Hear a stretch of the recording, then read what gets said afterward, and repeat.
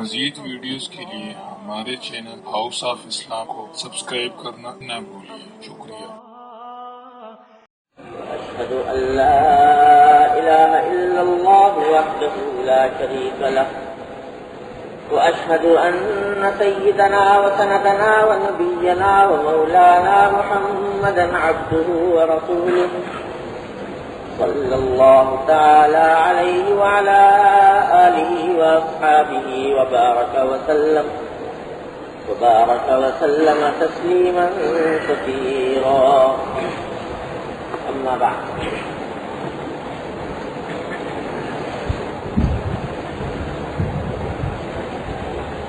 عن ابن عباس رضي الله تعالى عنهما أن رسول الله صلى الله عليه وسلم رأى خاتما من ذهب في يد رجل فنزعه فطرحه وقال يعمد أحدكم إلى جمرة من نار فيجعلها في يده،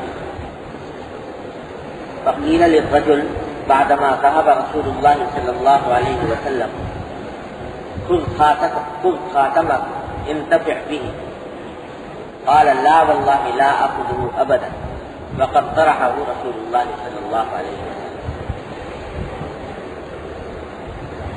یہ باب چل رہا ہے امر بالمعروف اور نہی عن المنکر کے بیان میں، یعنی دوسروں کو نیکی کی تاکید کرنا اور برائی سے گناہوں سے روکنا۔ اس کے جو بنیادی اصول ہیں تبلیغ اور دعوت کے، وہ پچھلے 2-3 بیانات میں تفصیل کے ساتھ الحمدللہ آ چکے ہیں۔ اللہ تعالیٰ ان پر ہم سب کو عمل کرنے کی توفیق عطا فرمائے۔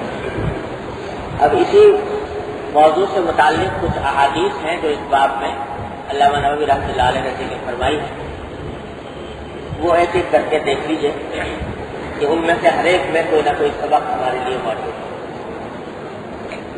یہ روایت ہے حضرت عبداللہ بن عباس رضی اللہ تعالیٰ عنہ، جو حضور اقدس صلی اللہ علیہ وسلم کے چچا زاد بھائی ہیں۔ وہ روایت کرتے ہیں کہ ایک مرتبہ رسول کریم صلی اللہ علیہ وسلم نے ایک شخص کے ہاتھ میں سونے کی ایک انگوٹھی دیکھی۔ ایک صاحب جو آپ کے پاس حاضر ہوا کرتے تھے کسی وقت آئے تو ان کے ہاتھ میں سونے کی انگوٹھی تھی، سونے کی انگوٹھی پہنے ہوئے تھے۔ تو سونے کی انگوٹھی پہننا، سونے کا کوئی بھی زیور پہننا کسی مسلمان مرد کے لیے جائز نہیں۔ ایک حدیث میں ہے کہ نبی کریم صلی اللہ علیہ وسلم نے سونے اور ریشم ان 2 چیزوں کی طرف اشارہ کرتے ہوئے ارشاد فرمایا کہ یہ 2 چیزیں ایسی ہیں کہ اللہ تبارک و تعالی نے میری امت کے مردوں پر حرام کی ہے اور عورتوں کے لیے جائز قرار دی۔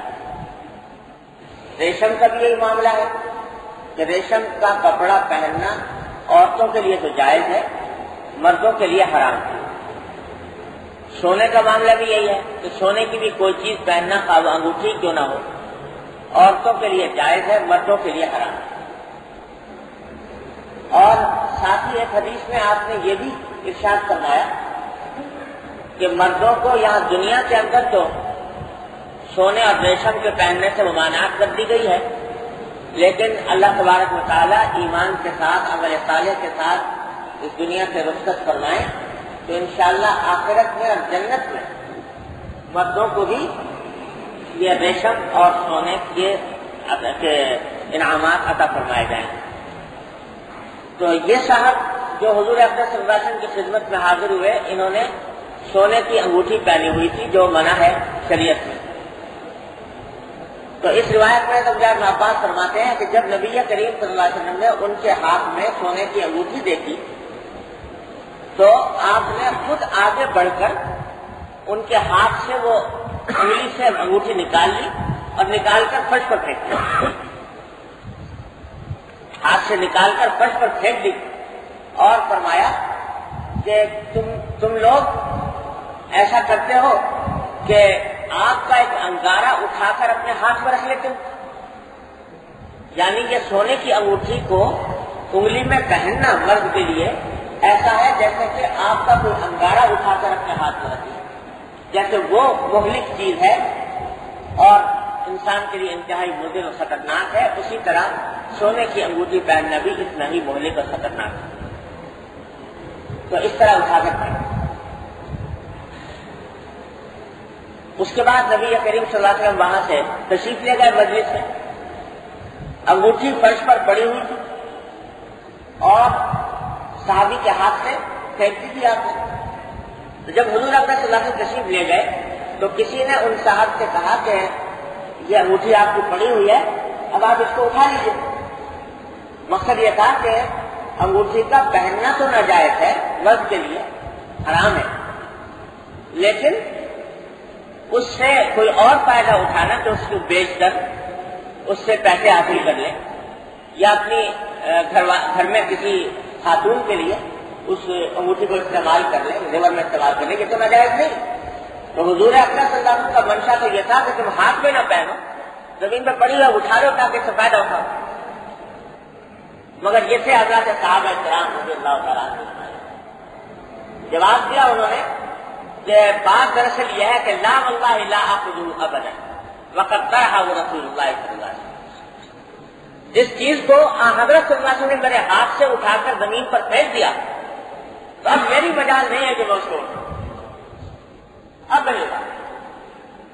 اب سونے کی انگوٹھی بہرحال آج بھی قیمتی چیز سمجھی جاتی ہے اور اس دور میں تو اور زیادہ قیمتی چیز تھی، لیکن کیونکہ حضور اکرم صلی اللہ علیہ وسلم نے اٹھا کر پھینک دی تو اب صحابی یہ کہتے ہیں کہ اب میری مجال نہیں ہے کہ میں اس کو اٹھا کر کسی بھی مقصد میں استعمال کروں. حالانکہ یہ مسئلہ وہ بھی جانتے تھے کہ اٹھا کر اس کو کوئی اور استعمال میں لے لینا، اس سے کوئی اور فائدہ اٹھا لینا کوئی حرام نہیں، اور اس سے حضور اکرم صلی اللہ علیہ وسلم نے منع نہیں فرمایا. لیکن کیونکہ حضور نے کر دیا تھا تو اب اٹھانے کی ہمت نہیں. یہ تھے حضرات صحابہ کرام رضی اللہ تعالیٰ عنہ کہ ایک مرتبہ حضور اکرم صلی اللہ علیہ وسلم کی زبان مبارک سے ایک بات سن لی، آپ کو ایک کام کرتے ہوئے دیکھ لیا تو بڑی سے بڑی خواہش، بڑے سے بڑا شوق، بلکہ بڑی سے بڑی ضرورت اس پر قربان کر دیا. تو یہ حدیث یہاں تک لانے سے دو باتیں معلوم. ایک تو مسئلہ معلوم ہوا کہ سونے کا استعمال مردوں کے لیے ناجائز ہے، حرام ہے کسی بھی شکل میں. عورتوں کے لیے زیور کے طور پر سونے کا استعمال جائز ہے، سونے کا زیور پہن سکتے ہیں. لیکن ایک بات یاد رکھیے کہ سونا ہو یا چاندی، یہ دونوں چیزیں مردوں کے لیے تو حرام ہے، عورتوں کے لیے بھی زیور کے طور پر استعمال کرنا ان کا جائز ہے.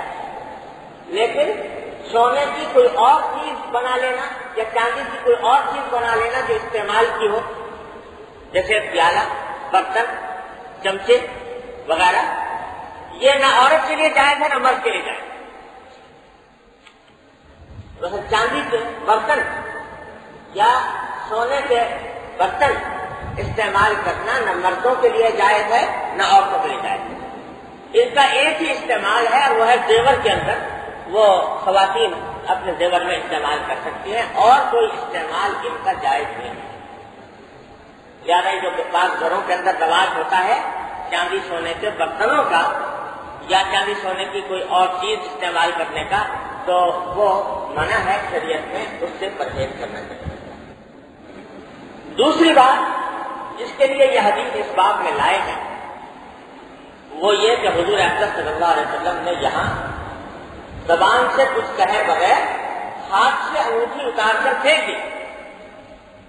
یہ گویا عملی تفسیر ہے اس حدیث کی جو پچھلے بیان کے اندر آئی تھی کہ اگر کوئی شخص کوئی برائی ہوتے ہوئے دیکھے تو پہلا کام یہ ہے کہ اگر اس میں طاقت ہے تو ہاتھ سے اس کو روکو. تو حضور اکرم صلی اللہ علیہ وسلم کو چونکہ اقتدار حاصل تھا اور آپ کی اس بات سے کسی فتنہ ہونے کا اندیشہ نہیں تھا، اس واسطے آپ نے اپنے ہاتھ سے وہ انگوٹھی اتار دی اور ہاتھ سے اس منکر کو روک دی. یہی معاملہ ہے ہر اس شخص کا جو صاحب اقتدار،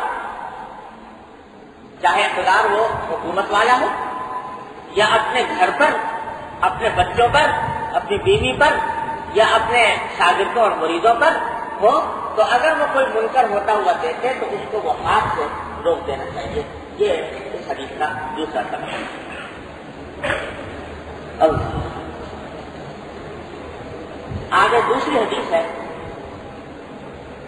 عن حذیفہ رضی اللہ تعالی عنہ عن النبی صلی اللہ علیہ وسلم قال والذی نفسی بیدہ لتأمرن بالمعروف ولتنہون عن المنکر او لیوشکن اللہ ان یبعث علیکم عقابا منہ ثم تدعونہ فلا یستجاب لکم. حضرت حذیفہ ابن یمان رضی اللہ عنہ روایت کرتے ہیں کہ نبی کریم سرور عالم صلی اللہ علیہ وسلم نے ارشاد فرمایا کہ قسم اس ذات کی جس کے ہاتھ میں میری جان ہے. حضرت صلی اللہ علیہ وسلم اکثر بیٹھکر ان الفاظ سے قسم کھایا کرتے. قسم اس ذات کی جس کے ہاتھ میں میری جان ہے، یعنی اللہ تبارک و تعالی، انہی کے ہاتھ میں ہے سب کی جان روح ہر چیز. اس ذات کی قسم کھا کر کہتا ہوں کہ تم نیکی کا حکم دو گے اور برائیوں سے روکو گے دوسروں کو، ورنہ اللہ تبارک و تعالی قریب ہے کہ تم پر عذاب ہے. یعنی اگر تم نے امر بالمعروف اور نہی عن المنکر کا فریضہ بالکل چھوڑ دیا تو قریب ہے کہ اللہ تبارک و تعالی تم پر کوئی عذاب نازل فرما دے. اس عذاب کے بعد یہ ہوگا کہ ثم تدعونہ فلا یستجاب لکم، پھر اللہ سے دعائیں کرو گے لیکن وہ دعائیں قبول نہیں ہوں. تو دعاؤں کی قبولیت میں ایک بہت بڑی رکاوٹ ہوتی ہے اس امر بالمعروف اور نہی عن المنکر کے فریضے کو چھوڑ دینے سے. جس مقام پر انسان کے ذمہ شرعاً ضروری ہے کہ وہ دوسروں کو نیکی کی تاکید کرے، برائی سے روکے، وہاں اگر وہ کوتاہی کرتا ہے اور اس فریضے کو ادا نہیں کرتا تو اللہ تعالیٰ کی طرف سے عذاب آنے کا اندیشہ ہے. اور عذاب کی مختلف شکلیں ہوتی ہیں، اللہ تعالیٰ بتائے. عذاب کی ایک شکل تو یہ ہوتی ہے جیسے کہ بعض امتوں پر نازل ہوا کہ طوفان آ گیا، آندھی چل گئی، آگ کے انگارے آسمان سے برسا دیے گئے، زلزلہ آ گیا، زمین دھس گئی. یہ عذاب کی ایک شکل. اس قسم کا عذاب عام تو حضور صلی اللہ علیہ وسلم کی برکت سے آپ کی امت پر آنے والا نہیں ہے. قرآن کریم نے اعلان کیا کہ ما کان اللہ لیعذبہم وانت فیہم، کہ جب تک اے نبی صلی اللہ علیہ وسلم جب تک آپ ان کے درمیان موجود ہیں تو اللہ تعالیٰ ان کے اوپر ایسا عذاب عام نازل نہیں کرے گا جسے سب ہلاک ہو جائے. لیکن عذاب کی دوسری صورتیں بھی ہوتی ہیں. اللہ تعالیٰ کا نام ہے. عذاب کی ایک صورت یہ ہوتی ہے کہ انسان کے دل سے برائی کی برائی اٹھ جاتی ہے، اچھائی کی اچھائی اٹھ جاتی ہے، غفلت کے پردے دل و دماغ پر پڑ جاتے ہیں، صحیح بات سوچتی نہیں، عقل ماری جاتی ہے. یہ بھی اللہ تعالیٰ کی طرف سے ایک عذاب ہے. اللہ تعالیٰ حفاظت کرتا ہے، مت الٹی ہو جاتی. تو جب امر بالمعروف اور نہی عن المنکر کو بالکلیہ چھوڑ دیا جائے تو اس میں اندیشہ اس بات کا ہوتا ہے کہ آدمی کی عقل خراب ہو جائے، غفلت میں مبتلا ہو جائے، گناہوں کی نفرت دل سے ختم ہو جائے، گناہوں کی طرف میلان زیادہ پیدا ہونے لگے. یہ بعض اوقات اثر ہوتا ہے گناہ. حضرت مولانا محمد یعقوب صاحب نانوتوی رحمۃ اللہ علیہ دارالعلوم دیوبند کے صدر مدرس ہیں، شیخ الحدیث حضرت حکیم الامت مولانا ثانوی قدس اللہ سے ضرور کے خاص اساتذہ میں سے تھے. حضرت فرماتے کہ مجھے ان سے بہت زیادہ مناسبت ہے اور ہر علم و فن میں مانے اور درویش صفت بزرگ. وہ ایک بڑا فرماتے ہیں کہ ایک مرتبہ میں نے کسی جگہ اپنے کسی دوست کے یہاں کھانا کھا لیا تو کھانے میں پتہ ہی چلا بعد میں کہ وہ کھانا جو تھا وہ کوئی حلال آمدنی کا نہیں تھا. تو ایک آج کوئی خدا نے کہیں کھانا بھی نہیں کھایا تھا, بلکہ وہ کوئی مٹھائی تھی, کوئی لڈو سا کھا لیا. وہ کہتے ہیں کہ پتا یہ لگا کہ وہ کوئی حلال آمدنی کا نہیں تھا. تو فرماتے تھے کہ 1 مہینے تک اس کی تاریکی, اس کی ظلمت دل میں یوں محسوس ہوتی رہی کہ بار بار دل میں بدترین گناہوں کے جذبے پیدا ہو گئے. بدترین دل میں گناہوں کا جذبہ پیدا ہوتا ہے کہ فلاں گناہ کر لوں, فلاں گناہ کر لوں, فلاں گناہ کر لوں.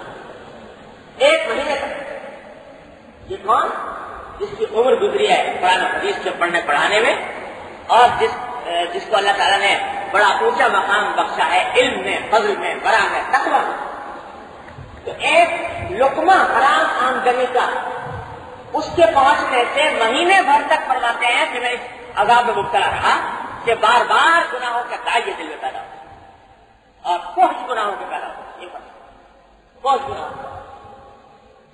تو اللہ تعالیٰ بتائے ہم لوگوں کی تو حص اللہ بتائے ماری گئی ہے, تو اس کی وجہ سے گناہ ثواب کا فرق مٹ گیا. گناہ بھی کر لیا اور اس کی کوئی ظلمت, اس کی کوئی تاریخی اتنی زیادہ محسوس نہیں ہوتی. یہی عذاب ہے اللہ بتائے.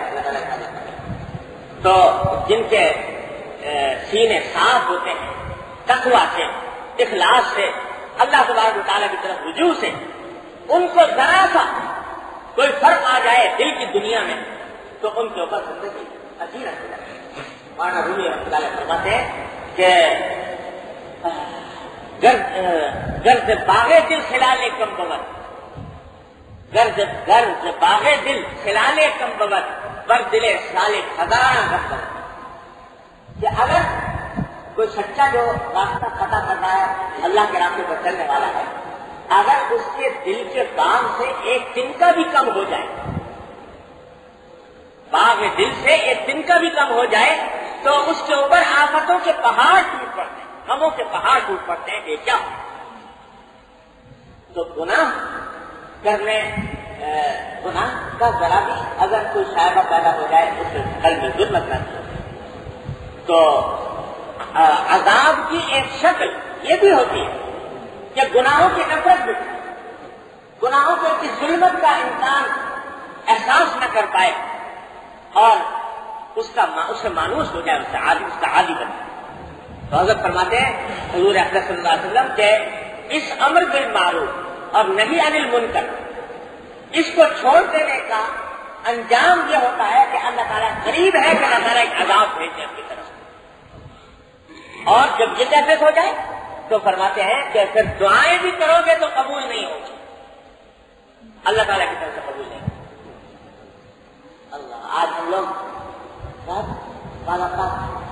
دل میں شکوے کرتے ہیں کہ صاحب فلاں بات کی اتنی دعائیں مانگی, اتنی دعائیں مانگی, اتنی دعائیں مانگی, مگر ہوا کچھ بھی نہیں.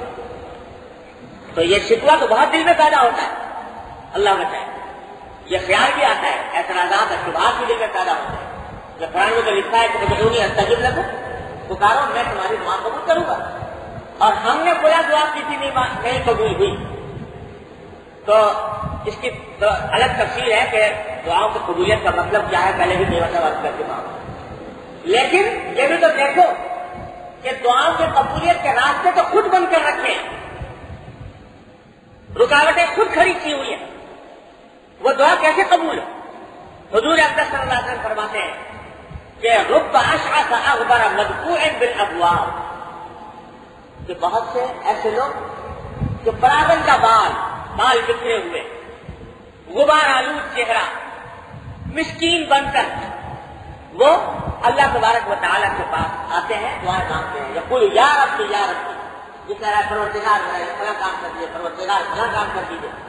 لیکن ومأکلہ حرام ومشربہ حرام وملبسہ حرام, لیکن پکار تو رہا ہے اللہ تعالیٰ کو, لیکن کھانا اس کا حرام, پینا اس کا حرام, لباس اس کا حرام. فأنى يستجاب له الدعاء, اس کی دعا کہاں سے قبول؟ جب حضور اقدس صلی اللہ علیہ وسلم. تو ہم نے اپنے آمدنی کو, اپنے کھانے کو, اپنے پینے کو, اپنے لباس کو حرام سے نہ بچا کر قبولیت دعا کے راستے میں رکاوٹیں کا خود کھڑی کر دیں. پھر اگر قبول نہیں ہوتی دعا تو کیا شکوا، کیا شبہ، کیا اعتراض.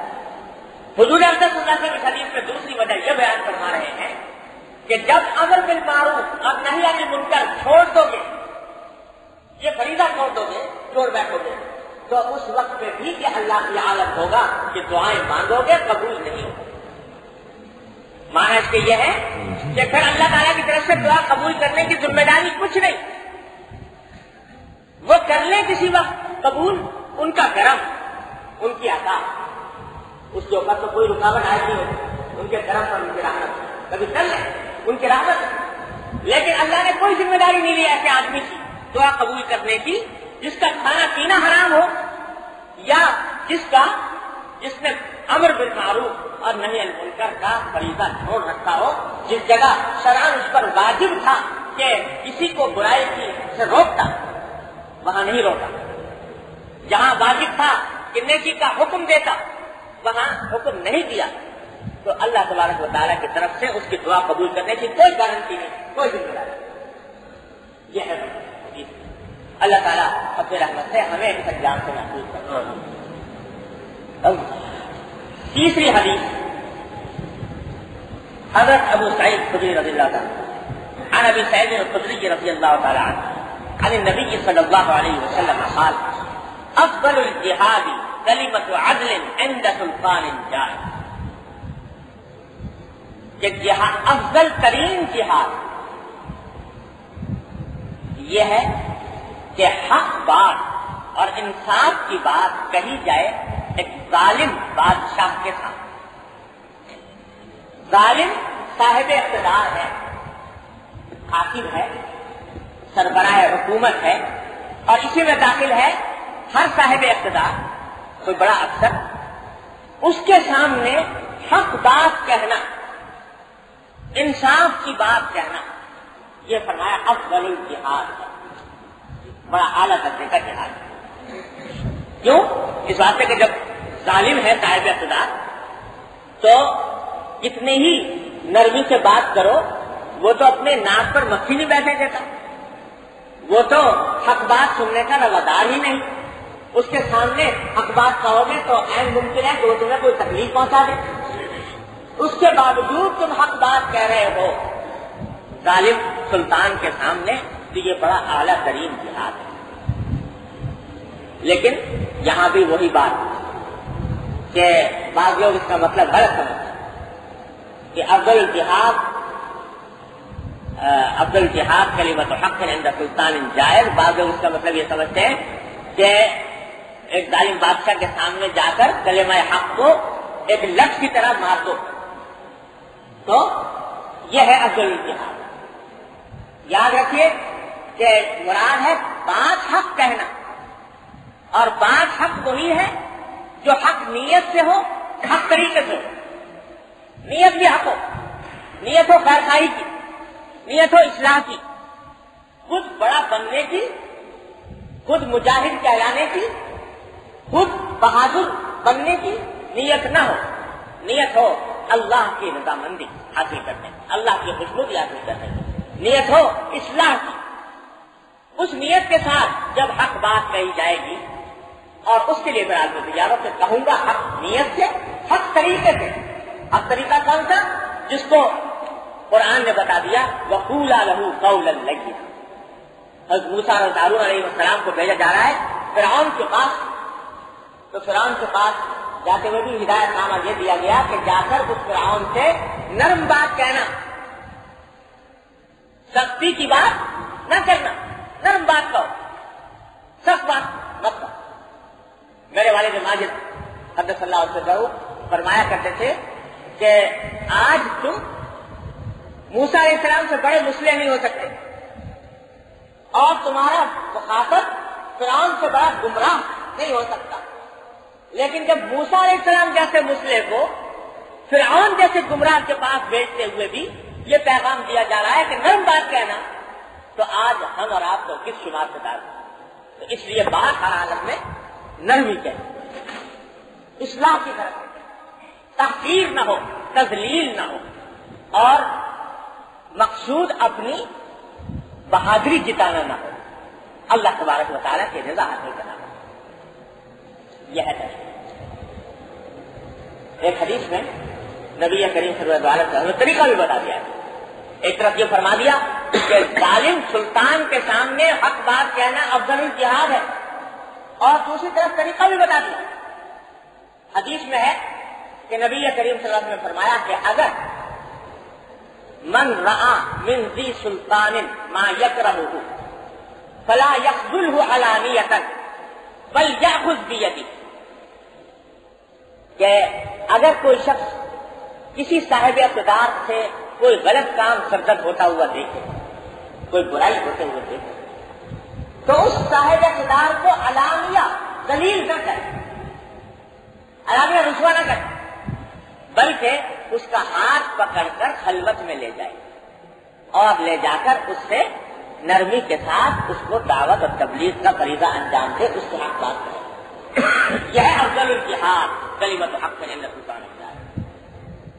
یہ نہیں کہ کھڑے ہو کے گالی دے دی یا برا بھلا کہہ دیا اور لوگوں سے اپنی مجاہد بننے کا سرٹیفکیٹ حاصل کرنے کی خاطر سخت الفاظ استعمال کر لی، تو یہ بات ہے۔ لوگوں کی تعریف حاصل کرنا مقصود نہیں، اللہ جل جلالہ برا نہیں، اس کی غرض ہے جو کلمہ حق کا کہا جائے وہ افضل الجہاد ہے۔ اور اتفاق سے علامہ نووی رحمۃ اللہ علیہ نے اس کے بعد اسی کے ساتھ حدیث نقل کی ہے، گویا وہ اس کی تشریح ہے۔ وہ فرماتے ہیں ابی سعید الحسن البصری ان عائذ بن عمرو رضی اللہ تعالی عنہ دخل على عبید اللہ بن زیاد فقال اے بنی انی سمعت رسول اللہ صلی اللہ علیہ وسلم یقول ان شر الرعاء الحطم فإیاک ان تکون منهم۔ اور حضرت علامہ نووی نے تشریح گویا ایک طرح سے کر دی کہ حضرت عائذ ابن عمرو رضی اللہ تعالیٰ عنہ ایک صحابی ہیں، اور صحابی بھی ان حضرات صحابہ میں ہیں کہ حضور اقدس صلی اللہ علیہ وسلم کے زمانے میں کم عمر تھے، کبار صحابہ میں سے نہیں ہے، صغار صحابہ میں سے۔ یہ اس زمانے میں موجود تھے جب عبید اللہ بن زیاد کی حکومت تھی کوفے کے اوپر، اور عبید اللہ بن زیاد کا نام آپ نے سنا ہوگا، یہ وہی شخص ہے جس کے زمانے میں حضرت حسین رضی اللہ تعالیٰ عنہ شہید ہوئے۔ یزید کی حکومت تھی اور یزید کی حکومت میں یہ عبید اللہ بن زیاد کوفے کا گورنر تھا، اور اسی کے زمانے میں حضرت حسین رضی اللہ تعالیٰ عنہ کو شہید کیا گیا۔ تو عبید اللہ بن زیاد کی شہرت اچھی شہرت نہیں تھی اس زمانے کے صلحاء علماء میں اور دیندار لوگوں میں، وہ اچھی شہرت کا حامل نہیں تھا، بہت سے کام غلط قسم کے اس کی طرف منسوب بھی تھے، برائیاں منسوب تھیں، اور یہ بات تو واضح ہی تھی کہ بہت سخت گیر قسم کا حکمران تھا۔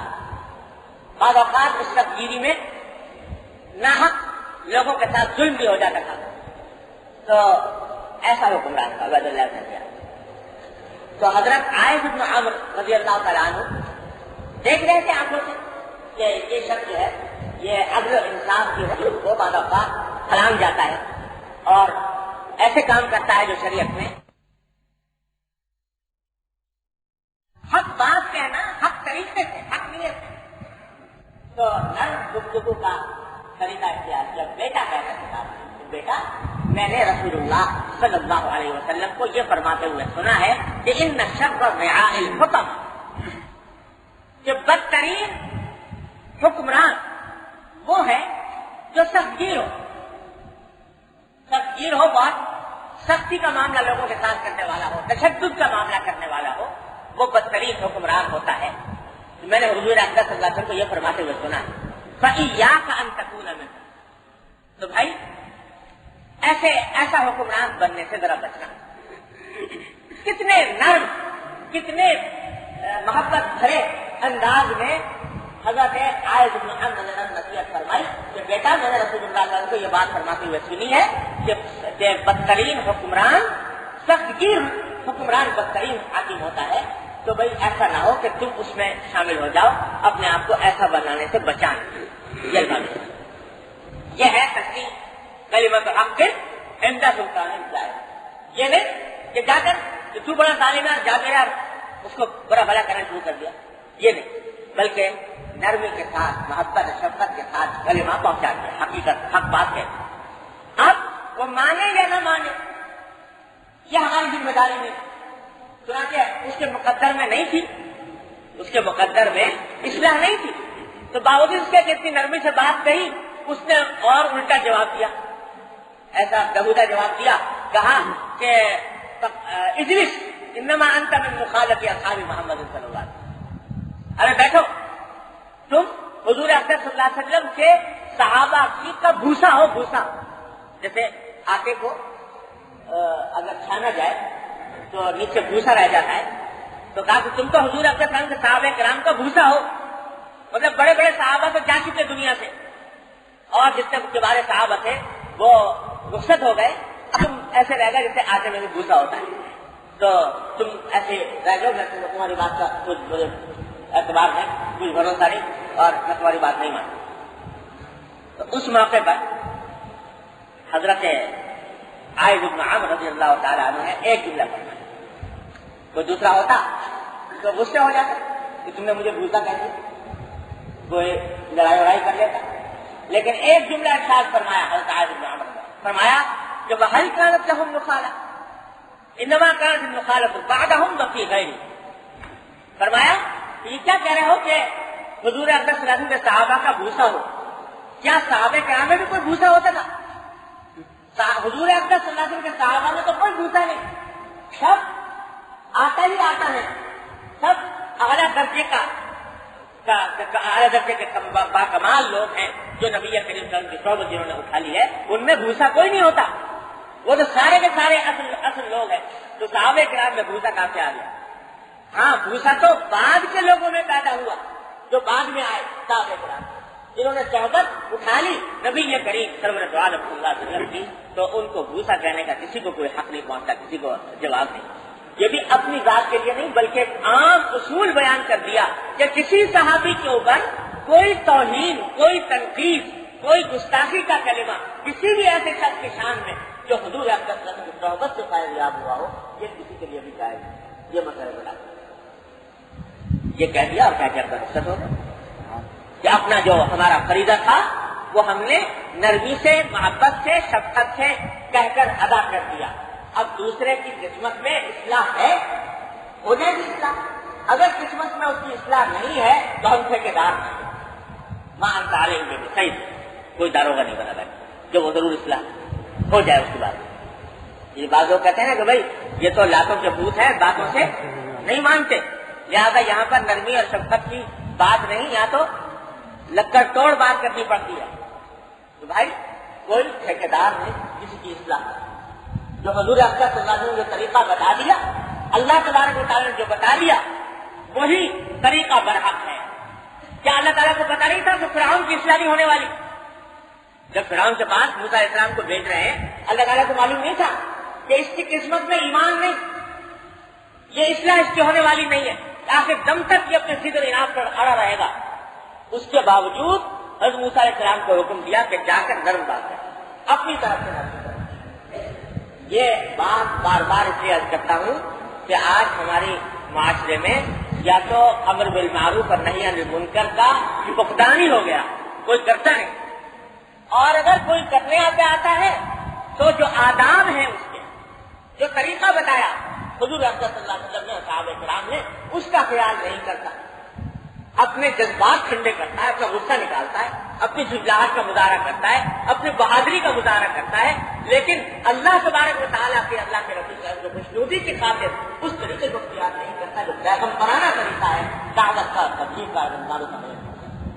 تو اللہ تعالیٰ اپنی رحمت سے ہمیں یہ طریقہ بھی عطا فرمائے، امر بالمعروف اور نہی عن المنکر کی توفیق بھی عطا فرمائے، اور اس کو صحیح طریقے سے انجام دینے کا طریقہ بھی عطا فرمائے.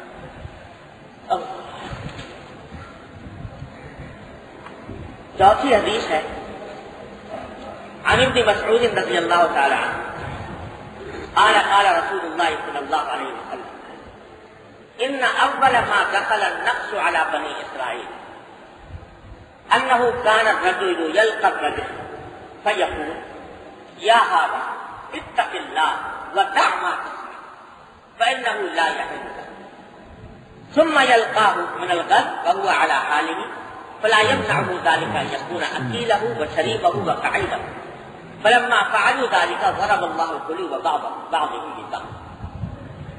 یہ عجیب و غریب حدیث ہے اور ہم سب لوگوں کے بہت ہی توجہ کرنے کی ہے کہ اس معاملے میں ہم سب بڑی غفلت میں مبتلا ہیں. یہ حضرت عبداللہ بن مسعود رضی اللہ تعالیٰ عنہ روایت کرتے ہیں کہ حضور اقدس صلی اللہ علیہ وسلم نے ارشاد فرمایا کہ بنو اسرائیل میں جو اول خرابی پیدا ہوئی، فساد پھیلا، اس کی ایک بڑی وجہ یہ تھی کہ شروع میں جب خرابیاں پھیلنی شروع ہوئی تو کوئی اللہ کا بندہ جب کوئی خرابی ہوتا ہوا دیکھتا ہے تو وہ ٹوکتا تو تھا. کسی شخص کو دیکھا کہ کسی منکر میں، کسی خرابی میں، کسی گناہ میں مبتلا ہے تو اس سے کہتا ہے بھائی دیکھو اللہ سے ڈرو اور یہ بات جو تم کر رہے ہو یہ جائز نہیں ہے، یہ مت کرو. یہ کہہ دیا یہ تمہارے لیے حلال ہے، کہہ تو دیا ایک مرتبہ، لیکن اس کے بعد اگلے دن دیکھا تو پھر وہی کام کر رہا ہے وہ شخص. یعنی اس نے وہ برائی چھوڑی نہیں، اس گناہ کو ترک نہیں کیا. اس کے باوجود یہ شخص دن رات اس کے ساتھ اٹھ رہا ہے، بیٹھ رہا ہے، کھا رہا ہے، پی رہا ہے، اس کے ساتھ خصوصی تعلقات قائم کیے ہوئے ہیں، دوستیاں جب بنائے ہوئے ہیں اور دن رات اس کے ساتھ دوستی کا مظاہرہ کرتا ہے، دوستانہ تعلقات رکھے ہوئے ہیں. تو اس کا نتیجہ کیا ہوا کہ ایک مرتبہ کہہ تو دیا کہ یہ کام برا ہے، اپنا فرض ادا کر دیا، لیکن جب دن رات اسی کے ساتھ اٹھنا بیٹھنا ہے، اسی کے ساتھ کھانا پینا ہے، اسی کے ساتھ دوستیاں ہیں، خصوصی تعلقات ہیں، تو اس کے دل میں بھی یہ بات آتی ہے کہ اس نے کہہ تو دیا تھا، باقی یہ کوئی اتنی ایسی بری بات نہیں ہے کہ اگر بری بات ہوتی تو میرے ساتھ اس کے یہ خصوصی تعلقات نہ ہو. تو نتیجہ یہ کہ وہ اور جری ہو گیا اپنے گناہ کو. ادھر تو یہ ہوا، ادھر یہ ہوا. یاد رکھیے کہ گناہوں کی ظلمت ایسی چیز ہے جو اچھے انسانوں کے اوپر اثر انداز ہے. جب آدمی اپنی صحبت اور دن رات کا اٹھنا بیٹھنا، خصوصی تعلقات ایسے اشخاص کے ساتھ رکھے گا جو فسق و فجور میں مبتلا ہیں، تو رفتہ رفتہ گناہوں کی نفرت اس کے دل سے بھی کم ہوتی چلی جائے گی. اللہ پہلے بہت نفرت تھی دل میں گناہ کی، لیکن اب دن رات اس گناہ کو صبح شام ہوتا ہوا دیکھتا ہے، صبح بھی دیکھا ہے، شام بھی دیکھا ہے، اور جو لوگ اسے مبتلا ہیں ان کے ساتھ اٹھنا بھی ہے، بیٹھنا بھی ہے، کھانا بھی ہے، پینا بھی ہے، اور ہنسنا بولنا بھی ہے، خصوصی تعلقات بھی ہیں. تو اس گناہ کی نفرت رفتہ رفتہ دل سے کم ہونی شروع ہو جاتی ہے، اور جب دل سے نفرت کم ہوئی تو کچھ بجنے کسی وقت کچھ بھی اللہ بچائے اس طرح ہو جاتی. تو حضرت نبی کریم صلی اللہ علیہ وسلم فرماتے ہیں کہ بنی اسرائیل میں خرابی کا آغاز اس طرح ہوا کہ امر بالمعروف اور نہی عن المنکر کو بالکلیہ تو نہیں چھوڑا، کہہ دیا ایک مرتبہ زبان سے، لیکن کہنے کے باوجود دن رات پھر اٹھنا بیٹھنا، کھانا پینا ایسے ہی لوگوں کے ساتھ رکھا، یعنی خصوصی تعلقات قائم رکھے. تو اس کے نتیجے میں برائی ختم ہونے کے بجائے برائی بڑھتی چلی. تو حضور اقدس صلی اللہ علیہ وسلم ہمیں تنبیہ فرما رہے ہیں کہ بھائی اگر اپنی نجات چاہتے ہو تو پھر خصوصی تعلقات دوستانہ وہ ایسے حضرات کے ساتھ رکھو جو فسق و فجور میں مبتلا نہ ہو. جو کھلا فسق و فجور میں مبتلا ہے ٹھیک ہے، اس کے حقوق تو ادا کر سکتے ہو، کرتے رہو. کبھی مل لیے، کبھی سلام دعا ہو گئی، کبھی بیمار ہوا عیادت بھی کر لی، اس کے یہاں کوئی جنازہ ہوا اس جنازے میں بھی شامل ہو گئے. لیکن دن رات کا اٹھنا بیٹھنا، کھانا پینا، خلا ملا، دوستیاں ایسے لوگوں کے ساتھ رکھو گے تو یاد رکھو کہ اس کی صحبت تمہارے اوپر بھی اثر انداز ہے. اگر اور کچھ نہیں تو تو کم از کم گناہوں کی برائی اور گناہوں کی نفرت تمہارے دل سے ختم ہو جانے کا اندیشہ ہے، مٹ جانے کا اندیشہ ہے۔ تجربہ کر کے دیکھ لو جس کا دل کا۔ اللہ تبارک و تعالیٰ نے انسان کی خصوصیت یہ بنائی ہے کہ اس پر اس کی صحبت بہت زیادہ اثر ڈالے۔ اچھے لوگوں کے ساتھ رہے گا، دوستانہ تعلقات اچھے لوگوں کے ساتھ، نیک لوگوں کے ساتھ ہوں گے تو ان کی نیکی اور تقویٰ کے جذبات اس کی طرف منتقل ہوں گے، اور فسق و فجور والے لوگوں کے ساتھ رہے گا تو ان کے فاسقانہ اور فاجرانہ خیالات اور جذبات وہ اپنے اندر منتقل ہوں گے۔ تو اس واسطے حضور نے فرمایا کہ صرف اتنی بات کافی نہیں ہے کہ ایک مرتبہ ٹوک دیا تم نے برائی پر، بلکہ اس برائی پر ٹوکنے کا اثر یہ ہونا چاہیے کہ ان کی صحبت کو اور ان کے ساتھ دوستانہ تعلقات کو گوارا نہ کرے۔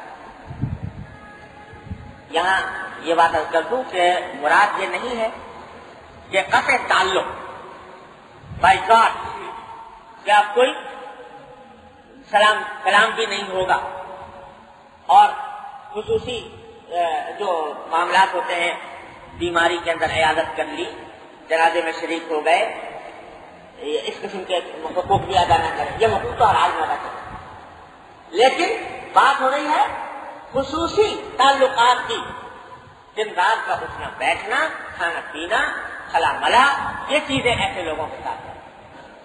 بھائی آج ہم یہ شکوہ کرتے ہیں دن رات کہ بھائی کیا کریں، معاشرہ خراب ہے، ماحول خراب ہے، دن رات ایسے لوگوں کے ساتھ واسطہ ہے، تو ان کے ساتھ رہ کر اس طرح اپنے آپ کو بچائیں، کیا کریں؟ تو بھائی بچانے کا راستہ حضور اپنے سلام میں فرما رہے ہیں کہ آج بھی اس گئے گزرے دور میں بھی الحمدللہ ایسے لوگوں کا فقدان نہیں ہے جو اللہ کے دین پر چلنے کی کوشش کر رہے ہیں باوجود مشکلات میں، الحمدللہ ہے موجود، اب بھی موجود۔ تو کیوں تمہاری دوستیاں ایسوں کے ساتھ نہیں ہوتی؟ کیوں تمہارے خصوصی تعلقات ایسے لوگوں کے ساتھ قائم نہیں ہوتے؟ فارغ اوقات میں ملنے کے لیے جب جانا چاہتے ہو تو ایسے لوگوں کا خیال کیوں نہیں آتا کہ جو دین کی طرف راغب ہو، جن کی فکر جن کا خیال دین کی طرف ہو، اور جو بحیثیت مجموعی دین کی زندگی گزار رہے ہوں، ایسے لوگوں کے ساتھ اٹھنا بیٹھنا کیوں نہیں رکھتے؟ کیوں ایسے لوگوں کی طرف لپکتے ہو تعلقات اور دوستیوں میں کہ جو فسق و فجور میں مبتلا ہے، اللہ کی نافرمانی میں مبتلا ہے، اللہ بچائے، ایسے لوگوں کے پاس ہو جاتے ہیں۔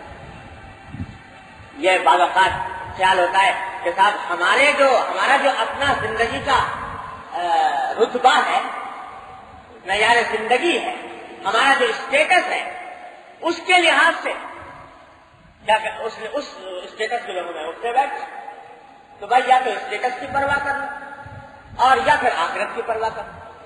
اگر آخرت بنانی ہے، اللہ تبارک و تعالیٰ کو راضی کرنا ہے، تو پھر ایسے لوگوں کے ساتھ اٹھنا بیٹھنا رکھو کہ جو تمہارے دین میں معاون ہو، تمہارے تقویٰ کے اندر معاون ہو، جن کے پاس بیٹھ کر تمہیں اللہ یاد آئے، جن کے پاس بیٹھ کر آخرت کی فکر پیدا ہو، جن کے ساتھ گفتگو ہو تو دین کی گفتگو ہو، ایسے لوگوں کو اختیار کرو، ایسے لوگوں کو چنو۔ اور اگر چاہو گے اسٹیٹس کی فکر کرنی کہ ایسے اعلیٰ اسٹیٹس کے لوگوں کے پاس جا کے بیٹھنا ہے، تو پھر وہ ٹھیک ہے، شاید اسٹیٹس تو تمہیں مل جائے گا، لیکن ساتھ ساتھ غفلت بھی ملے گی آخرت سے، ساتھ ساتھ فسق و فجور کی نفرت بھی دل سے کم ہوگی۔ تجربہ کر کے دیکھ لو، آج سے 20-30 سال پہلے جن گناہوں کا تصور کر کے پیشانی پر پسینہ آتا تھا، آج کھلم کھلا ہو رہے ہیں، کسی کے ماتھے پر شکن نہیں آتی۔ کیوں؟ اس لیے کہ دن رات اس کو دیکھ دیکھ کر، ایسی محفلوں میں شریک ہو کر، اور ایسے حالات کو اپنی آنکھوں سے دیکھ دیکھ کر نگاہیں عادی ہو گئی، اور نگاہیں عادی ہونے کی وجہ سے گناہ کی نفرت دل سے کم ہو گئی۔ وقت تھا عورتیں ٹانگے میں بھی جائیں گی تو ٹانگے میں بھی جاتی تھی تو ٹانگے کے اوپر پردہ لٹکا ہوا ہوتا تھا جب جاتی تھی عورتیں، اور اگر وہ ڈولی یا پالکی میں جاتی تھی تو مجھے یاد ہے دیوبند میں اس بات کا اہتمام کیا جاتا تھا پالکی کے اندر اگر جن خاتون کو بیٹھنا ہے تو ساتھ میں بھاری پتھر بھی رکھے دیتے، بھاری پتھر رکھے دیتے، کیوں؟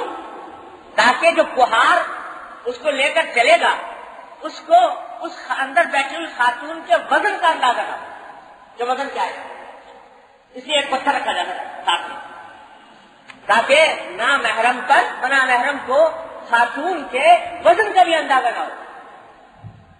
اور اب جہاں یہ حالت ہو تو کیسے تصور آ سکتا تھا کہ وہ خاتون جو ہے وہ نقاب بلند کر غیر محرموں کے سامنے جا رہی ہے؟ یہ تصور تو نہیں، اگر کوئی کر لے تو سارے معاشرے کی چھو چھو ہوتی تھی اس کو، لیکن آج وہ کام کرو، برقع بھی اترا، دوپٹہ بھی اترا، اور اب جا رہی ہے خاتون، کسی کے ماتھے پر شکن بھی نہیں آتی کہ یہ کوئی ناجائز کام ہو رہا ہے، کوئی گناہ کا کام ہو رہا ہے، تو وہ گناہ ہوتے ہوتے ہوتے ہوتے ہوتے اس کی کراہیت، اس کی نفرت دل سے کم ہو گئی، محبوب ختم۔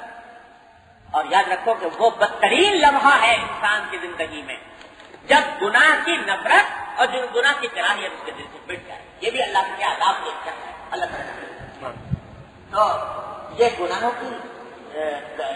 کی نفرت کا کم ہو جانا معمولی بات نہ سمجھے، یہ بڑی خطرناک بات ہے۔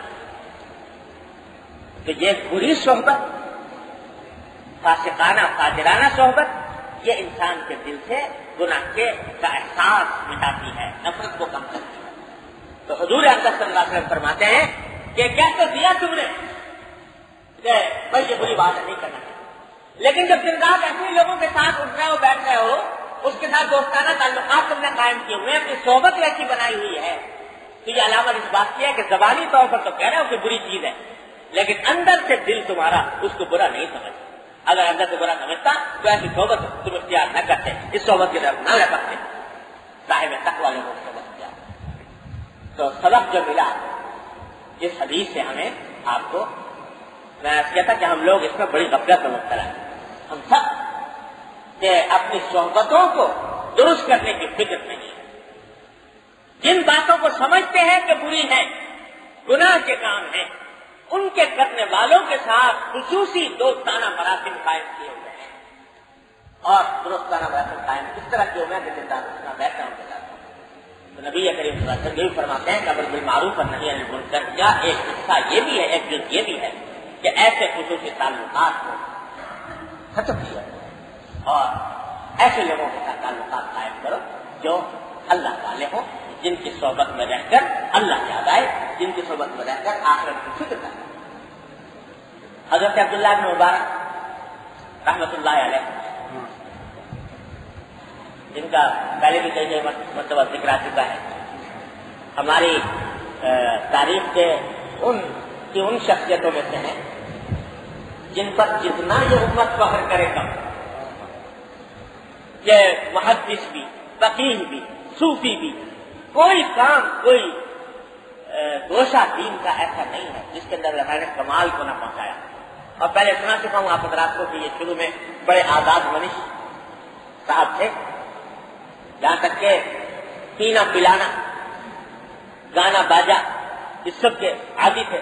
اللہ تبارک و تعالیٰ نے سب توفیق بخشی، توبہ کی توفیق ہوئی، دین کی طرف آئے تو اتنے بڑے امام بنے کہ حدیث میں دیکھو تو اس کے امام، اور فقہ میں دیکھو تو اس کے امام، اور تصوف میں دیکھو تو اس کے امام عبداللہ بن مبارک رحمہ اللہ، امام ابو حنیفہ رحمۃ اللہ کے شاگرد۔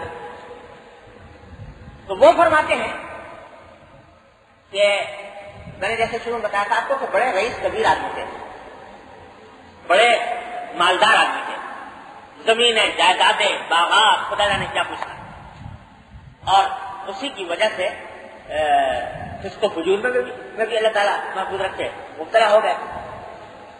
تو وہ فرماتے ہیں کہ ایک زمانہ تھا کہ جالست الاغنیاء، وہی جو میں کہہ رہا تھا نا، اسٹیٹس، اپنا اسٹیٹس باقی رکھنے کے لیے لوگ چاہتے ہیں بھائی جو ہمارے اسٹیٹس کے لوگ ہیں انہیں کے ساتھ بیٹھنا چاہیے، انہیں کے ساتھ دوستیاں کرنی چاہیے۔ تو میں نے اپنے اسٹیٹس کے لوگوں کے ساتھ اٹھنا بیٹھنا شروع کیا، مالدار لوگوں کے ساتھ، دولت مند لوگوں کے ساتھ، دن رات ان کے ساتھ اٹھنا بیٹھنا۔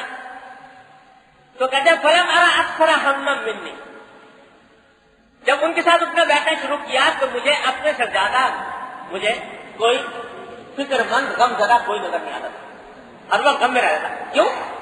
ارا دابتن خیرا من دابتی وثوبا خیرا من ثوبی وبیتا خیرا من بیتی، کہ جس کے پاس میں جاتا ہوں اپنے گھر سے اچھا گھر نظر آتا ہے، اس کا بنگلہ ایسا ہے میرا بنگلہ تو اس کے آگے کچھ بھی نہیں، اس کی سواری ایسی ہے میری سواری تو اس کے آگے کچھ بھی نہیں، اور اس کے کپڑے ایسے ہیں کہ میرے کپڑے اس کے آگے کچھ بھی نہیں۔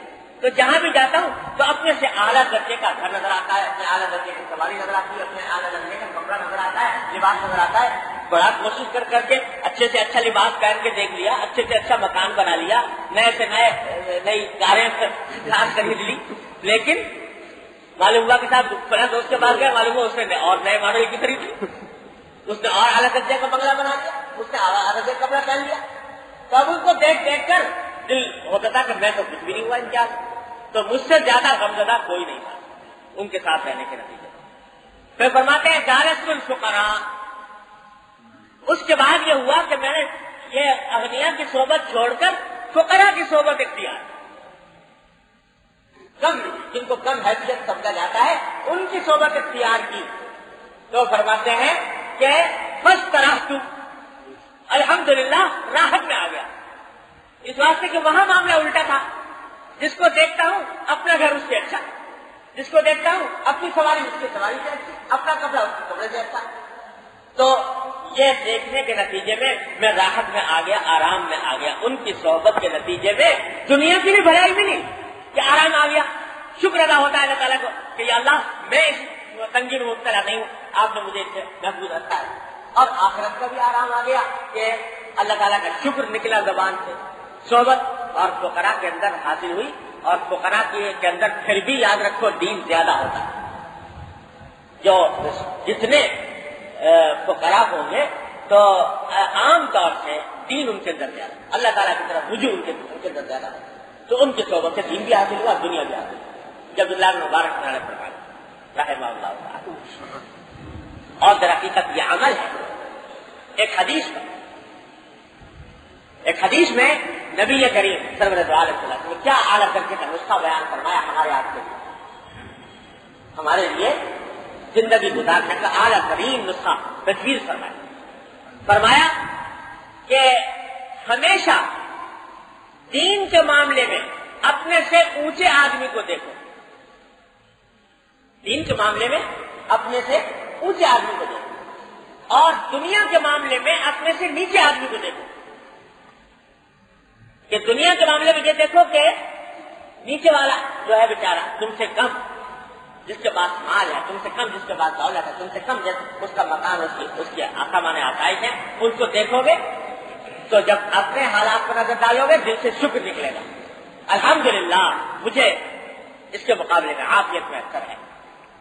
اور دین کے معاملے میں اپنے سے اوپر کو دیکھو کہ اس کو جب دیکھو گے تو دل میں جذبہ دائیا پیدا ہوگا کہ میں بھی ایسا بن جاؤں، اس کی طرف آگے بڑھ جاؤں، تو اس سے تکبر نہیں پیدا ہوگا، عجب نہیں آئے گا، آگے بڑھنے کا جذبہ پیدا ہوگا، اور عجب و تکبر سے محفوظ رکھتے ہوئے دل میں تواضع پیدا ہوگی، اپنے دل میں اپنے تقویٰ کا گھمنڈ نہیں آئے گا۔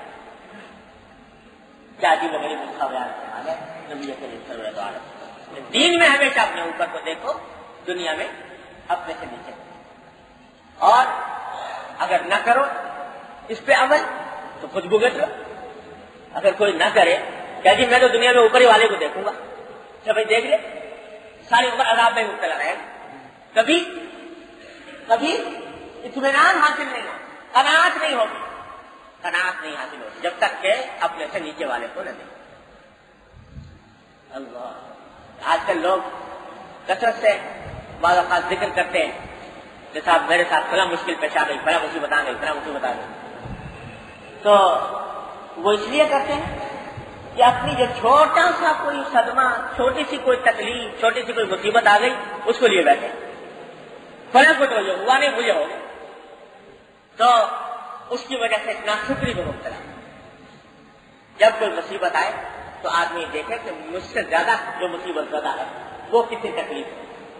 حضرت میاں صاحب رحمۃ اللہ علیہ سید اصغر حسین صاحب صلی اللہ علیہ وسلم، جن کے میں نے کئی مرتبہ آپ کو واقعات سنائے، انہوں نے ایک عجیب کتاب لکھی ہے، اس کا نام ہے مصیبت نامہ۔ مصیبت نامہ چھوٹی سی کتاب ہے اور بڑے مزے کی ہے۔ مزے کی ایسی اس لیے ہے کہ اس میں ایک ایسے صاحب کا قصہ لکھا ہے کہ واقعی اللہ کا بندہ ایسا معلوم ہوتا ہے کہ دنیا میں اس سے زیادہ مصیبت زدہ انسان شاید ہی کوئی پیدا ہوا، یعنی جس وقت سے دنیا میں آنا شروع ہوا تھا، ابھی تشریف نہیں لائے تھے، ابھی ماں کے پیٹ ہی میں تھے، اس وقت سے جو مصائب نازل ہونے شروع ہوئے ماں کے اوپر، اس وقت سے لے کر آخر دم تک مصائب کی بارش ہوئی اس کے اوپر۔ اس کا سارا قصہ لکھا ہے اور قصہ بھی بڑے دلچسپ اور ادیبانہ انداز میں میاں صاحب نے لکھا ہے، تو آدمی پڑھ کے شروع کرنے چھوڑا نہیں جاتا اتنا۔ تو وہ سارا واقعہ سچا واقعہ ہے کہ وہ صاحب سے وہ خود سنایا کرتے تھے کہ میرے ساتھ اس طرح پیش آیا، پیدا ہونے سے پہلے ہی سے جو سلسلہ شروع ہوا تھا اور وہ جناب آخر دم تک جاری رہا۔ تو وہ ساری کتاب لکھ گئے حضرت میاں صاحب۔ وہ کیوں لکھی کہ جب بھی کسی شخص کو کوئی مصیبت پیش آئے، کوئی صدمہ ہو، تو آپ سمجھیں گے مجھے بڑی مصیبت پیش آ گئی، تو ذرا اس کو دیکھیں کہ اس کے ساتھ کیا ہوا، تو اللہ تبارک و تعالیٰ کی رحمت سے دل میں شکر پیدا ہوگا اور ناشکری اور کفر نعمت کا جذبہ دل میں نہیں آئے گا۔ اس لیے تو یہ تدبیر ہے حضور اقدس صلی اللہ علیہ وسلم کی بیان کی ہوئی۔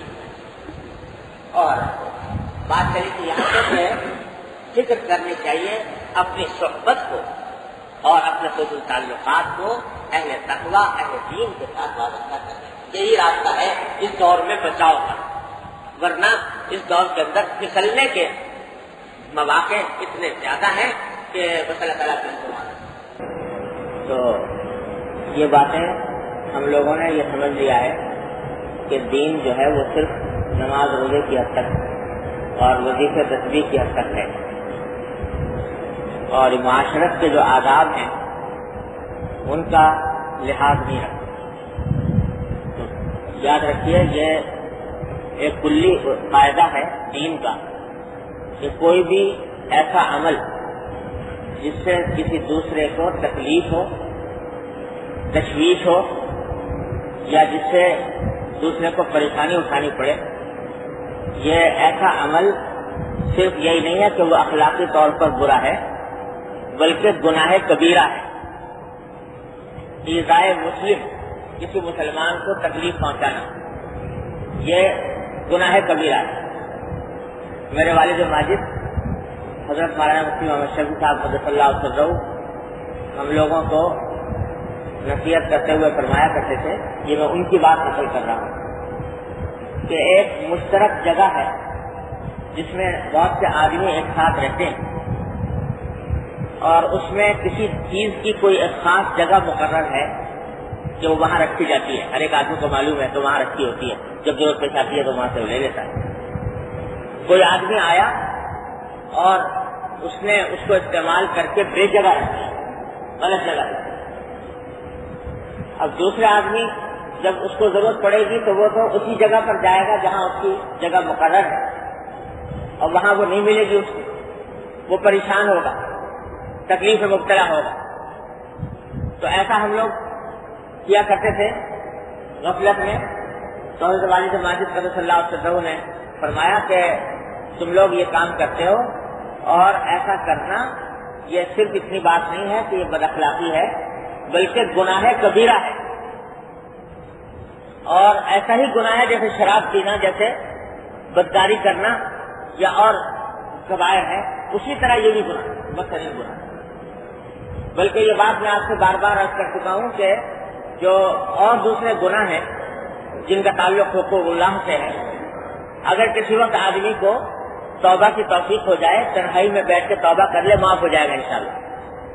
لیکن وہ گناہ کبیرہ جس کا تعلق بندے کے حق سے ہو اور بندے کو اسے تکلیف پہنچی ہو، تو یہ اس وقت تک معاف نہیں ہوتا جب تک کہ وہ صاحب حق معاف نہ کرے۔ صرف توبہ کر لینا بھی کافی نہیں، اس لیے سنگین، یہ اور زیادہ سنگین۔ ان چیزوں کو ہم نے دین سے بالکل خارج کر لیا، تو یہ کم از کم ہم یہاں پر جمع ہوتے ہیں دین کے لیے، تو اس کے دوران کوئی ایسا کام نہیں کرنا چاہیے جس سے دوسرے کو تکلیف پہنچے، اور آئندہ بھی اپنی زندگی میں اس بات کا دھیان رکھنا چاہیے۔ تو وہ کسی صاحب کی گاڑی وہاں پر کھڑی ہوئی ہے، اس جگہ پر جو راستہ ہے، سڑک ہے، اب کوئی دوسری گاڑی اگر جانا چاہے اس کو راستہ موجود نہیں، اگر وہ صاحب یہاں موجود ہو تو جا کر اس گاڑی کو نکال لیں۔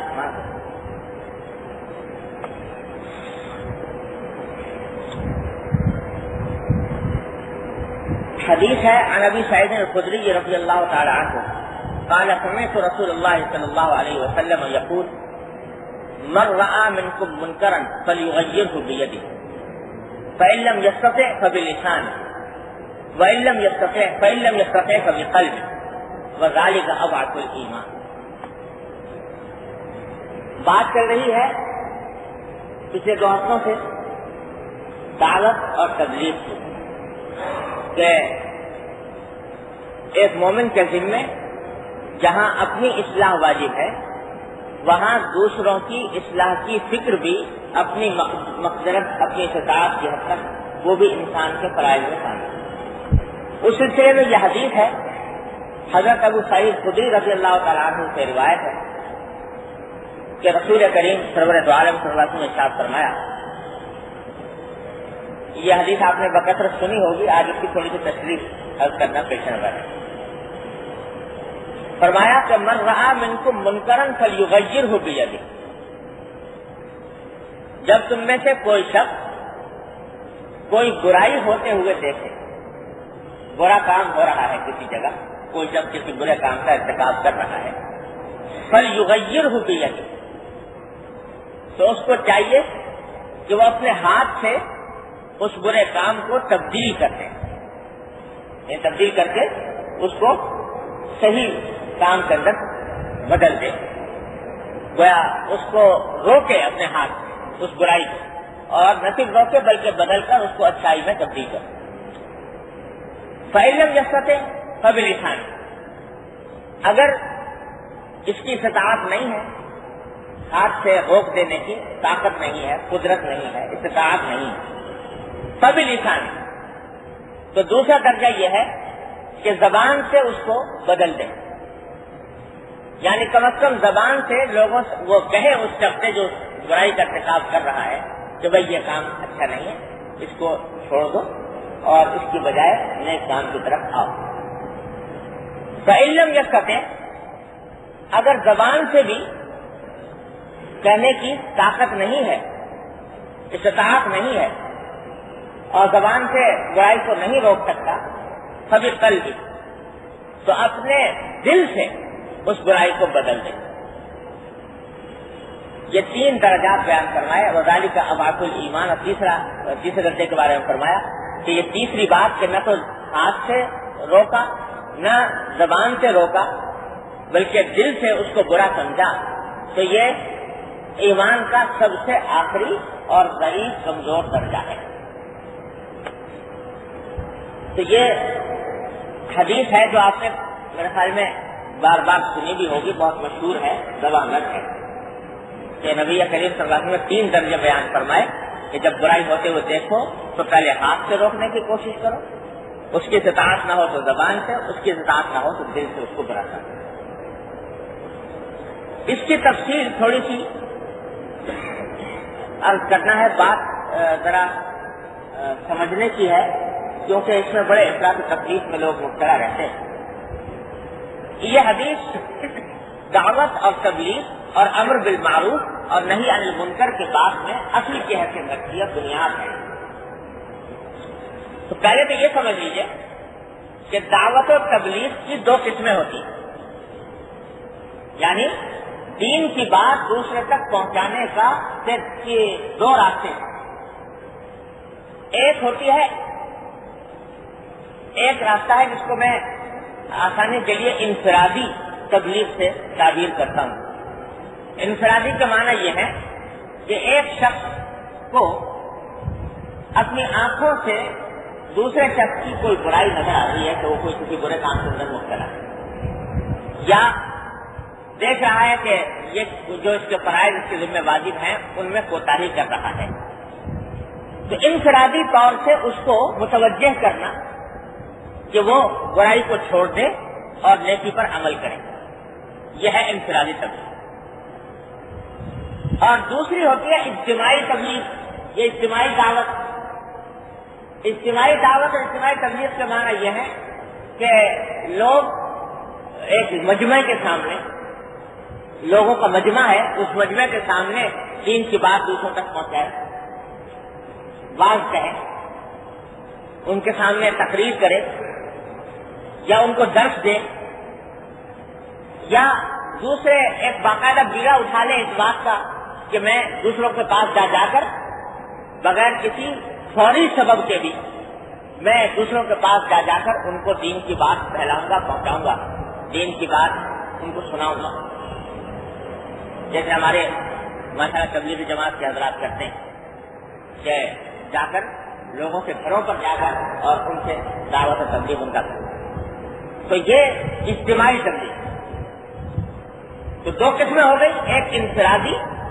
انفرادی کے معنی یہ کہ ہمارے سامنے کوئی واقعہ پیش آیا کسی شخص کی طرف سے اور وہ قابل اصلاح ہے، وہ صحیح نہیں، اس کو اصلاح کرنے کے پیش نظر ہم اس سے کوئی بات کہیں یا اس کی کسی برائی پر متنبہ کریں. یہ انفرادی تبلیغ ہے. اور دوسری اجتماعی تبلیغ. دونوں کے احکام الگ الگ ہیں، دونوں کے طریقے الگ الگ ہیں، دونوں کے آداب الگ الگ ہیں. جہاں تک اجتماعی تبلیغ کا تعلق ہے، دوسری قسم آج کی محفل میں اس کی طرف نہیں جا رہا. وہ اجتماعی تبلیغ فرض عین نہیں ہے، فرض کفایہ. فرض کفایہ ہونے کے معنی یہ ہے کہ ہر مسلمان کے ذمہ فرض نہیں ہے کہ وہ دوسروں کو جا کر بات کہے، دوسروں کے پاس جائے اور جا کر گھر پر ان کی تقسیم کرے. ہر فرض پر فرض عائد نہیں ہوگا، لیکن فرض کفایہ ہے. فرض کفایہ ہونے کا معنی یہ ہے کہ اگر کچھ لوگ یہ کام کر رہے ہوں تو باقی دوسرے لوگوں سے جو فریضہ ثابت ہو جاتا ہے، اور اگر کوئی بھی انجام نہ دے تو سب گنہگار ہو. جیسے آپ نے سنا ہوگا نماز جنازہ فرض کفایہ ہے. نماز جنازہ ہو رہی ہے تو ہر فرض کے ذمہ ضروری نہیں ہے کہ وہ نماز جنازہ میں جا کے شامل ہو. شامل ہوگا ثواب ملے گا، نہیں ہوگا تو گناہ نہیں ہوگا جب تک کہ کچھ پڑھنے والے موجود ہوں. لیکن اگر ایک بھی پڑھنے والا موجود نہیں ہے تو اس وقت میں سارے کے سارے مسلمان گنہگار ہوں گے. اس کو کہتے ہیں فرض کفایہ. تو یہ اجتماعی دعوت، اجتماعی تبلیغ کہ لوگوں کے سامنے بات کہنا، لوگوں کو تقریر کرنا اور ان کے گھروں پر جا کر اور ان کو دعوت دینا، یہ فرض کفایہ ہے، فرض عین نہیں ہے. اس کی تفصیل انشاءاللہ کسی اور مجلس میں عرض کروں. لیکن پہلی قسم یعنی اپنی آنکھوں سے ہم ایک برائی ہوتے ہوئے دیکھ رہے ہیں، یا دیکھ رہے ہیں کہ کسی فریضے کو چھوڑا جا رہا ہے اور واقعہ ہمارے سامنے پیش آ رہا ہے، تو اس وقت میں اس برائی کا سد باب کرنا اپنی طاقت کی حد تک یہ فرض کفایہ نہیں، یہ فرض عین ہر مسلمان کے ذمہ فریضہ ہے. فرض عین کے معنی یہ ہے کہ صرف یہ سوچ کر آدمی نہ بیٹھ جائے کہ صاحب کچھ اور لوگ کر لیں گے یہ کام، یہ تو مولویوں کے کرنے کا کام ہے، یہ تبلیغی جماعت کے کرنے کا کام ہے. نہیں، یہ ہر مسلمان کے ذمہ فریضہ ہے. اس حدیث کی روح سے جو میں نے آپ کے سامنے پڑھی، تو من رأى منکم، الفاظ اتنے عام استعمال فرمائے نبی کریم صلی اللہ علیہ وسلم. تم میں سے جو شخص بھی اپنی آنکھ سے کوئی برائی ہوتا ہوا دیکھے تو اس کا فریضہ یہ ہے کہ یہ کام انجام. تو یہ دعوت، یہ تبلیغ، یہ فرض عین ہے. اور قرآن کریم میں جگہ جگہ یأمرون بالمعروف وینہون عن المنکر وامروا بالمعروف ونہوا عن المنکر، جگہ جگہ قرآن کریم میں اس کا ذکر آیا ہے کہ مسلمان کے بنیادی اوصاف میں یہ بات داخل ہے کہ وہ معروف یعنی نیکی کا دوسروں کو حکم دیتا ہے اور برائی سے لوگوں کو منع کرتا ہے. یہ امر بالمعروف اور نہی عن المنکر یہ فرض عین ہے ہر مسلمان کے لیے. تو سب سے پہلی بات تو سمجھنے کی یہ ہے کہ امر بالمعروف اور نہی عن المنکر کی فرضیت سے ہم لوگ فرضیت ہی سے غافل ہیں. اپنی آنکھوں کے سامنے دیکھ رہے ہیں اپنی اولاد کو غلط راستے پر جاتے ہوئے، گھر والوں کو غلط راستے پر جاتے ہوئے، ملنے جلنے والوں کو غلط طریقہ اختیار کرتے ہوئے آنکھوں سے دیکھ رہے ہیں، اور پھر بھی کبھی اس برائی پر متنبع کرنے کا کوئی جذبہ، کوئی داعیہ دل میں پیدا نہیں ہوتا. تو یہ ایک مستقل فریضے کو چھوڑنا ہے. جس طرح نماز ہر شخص پر 5 وقت فرض ہے، روزہ ہر شخص پر ہر رمضان میں فرض ہے، زکوٰۃ فرض ہے، حج فرض ہے، اسی طرح امر بالمعروف اور نہی عن المنکر بھی فرض ہے، جبکہ آدمی آنکھوں سے دیکھ رہا ہو کہ فلاں برائی ہو رہی ہے.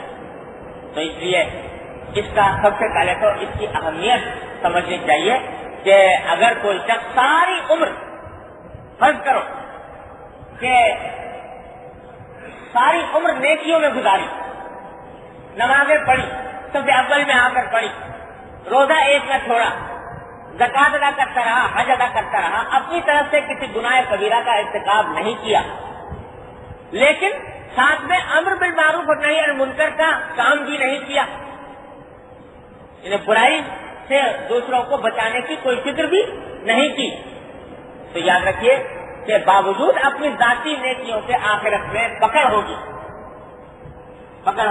کہ تمہاری آنکھوں کے سامنے کی برائیاں ہو رہی تھی، یہ منکرات کا سیلاب ابھر رہا تھا، تم نے اس کو روکنے کے لیے کیا اقدام کیا. تو تنہا اپنے آپ کو سدھار لینا کافی نہیں، بلکہ دوسروں کی فکر کرنا بھی ضروری ہے.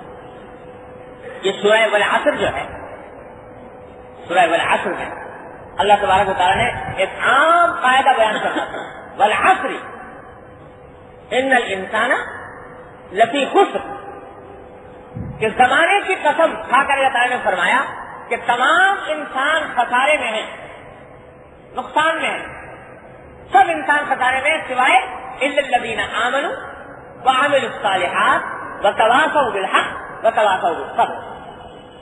تو 4 چیزیں ضروری ہیں خسارے سے بچنے کے لیے.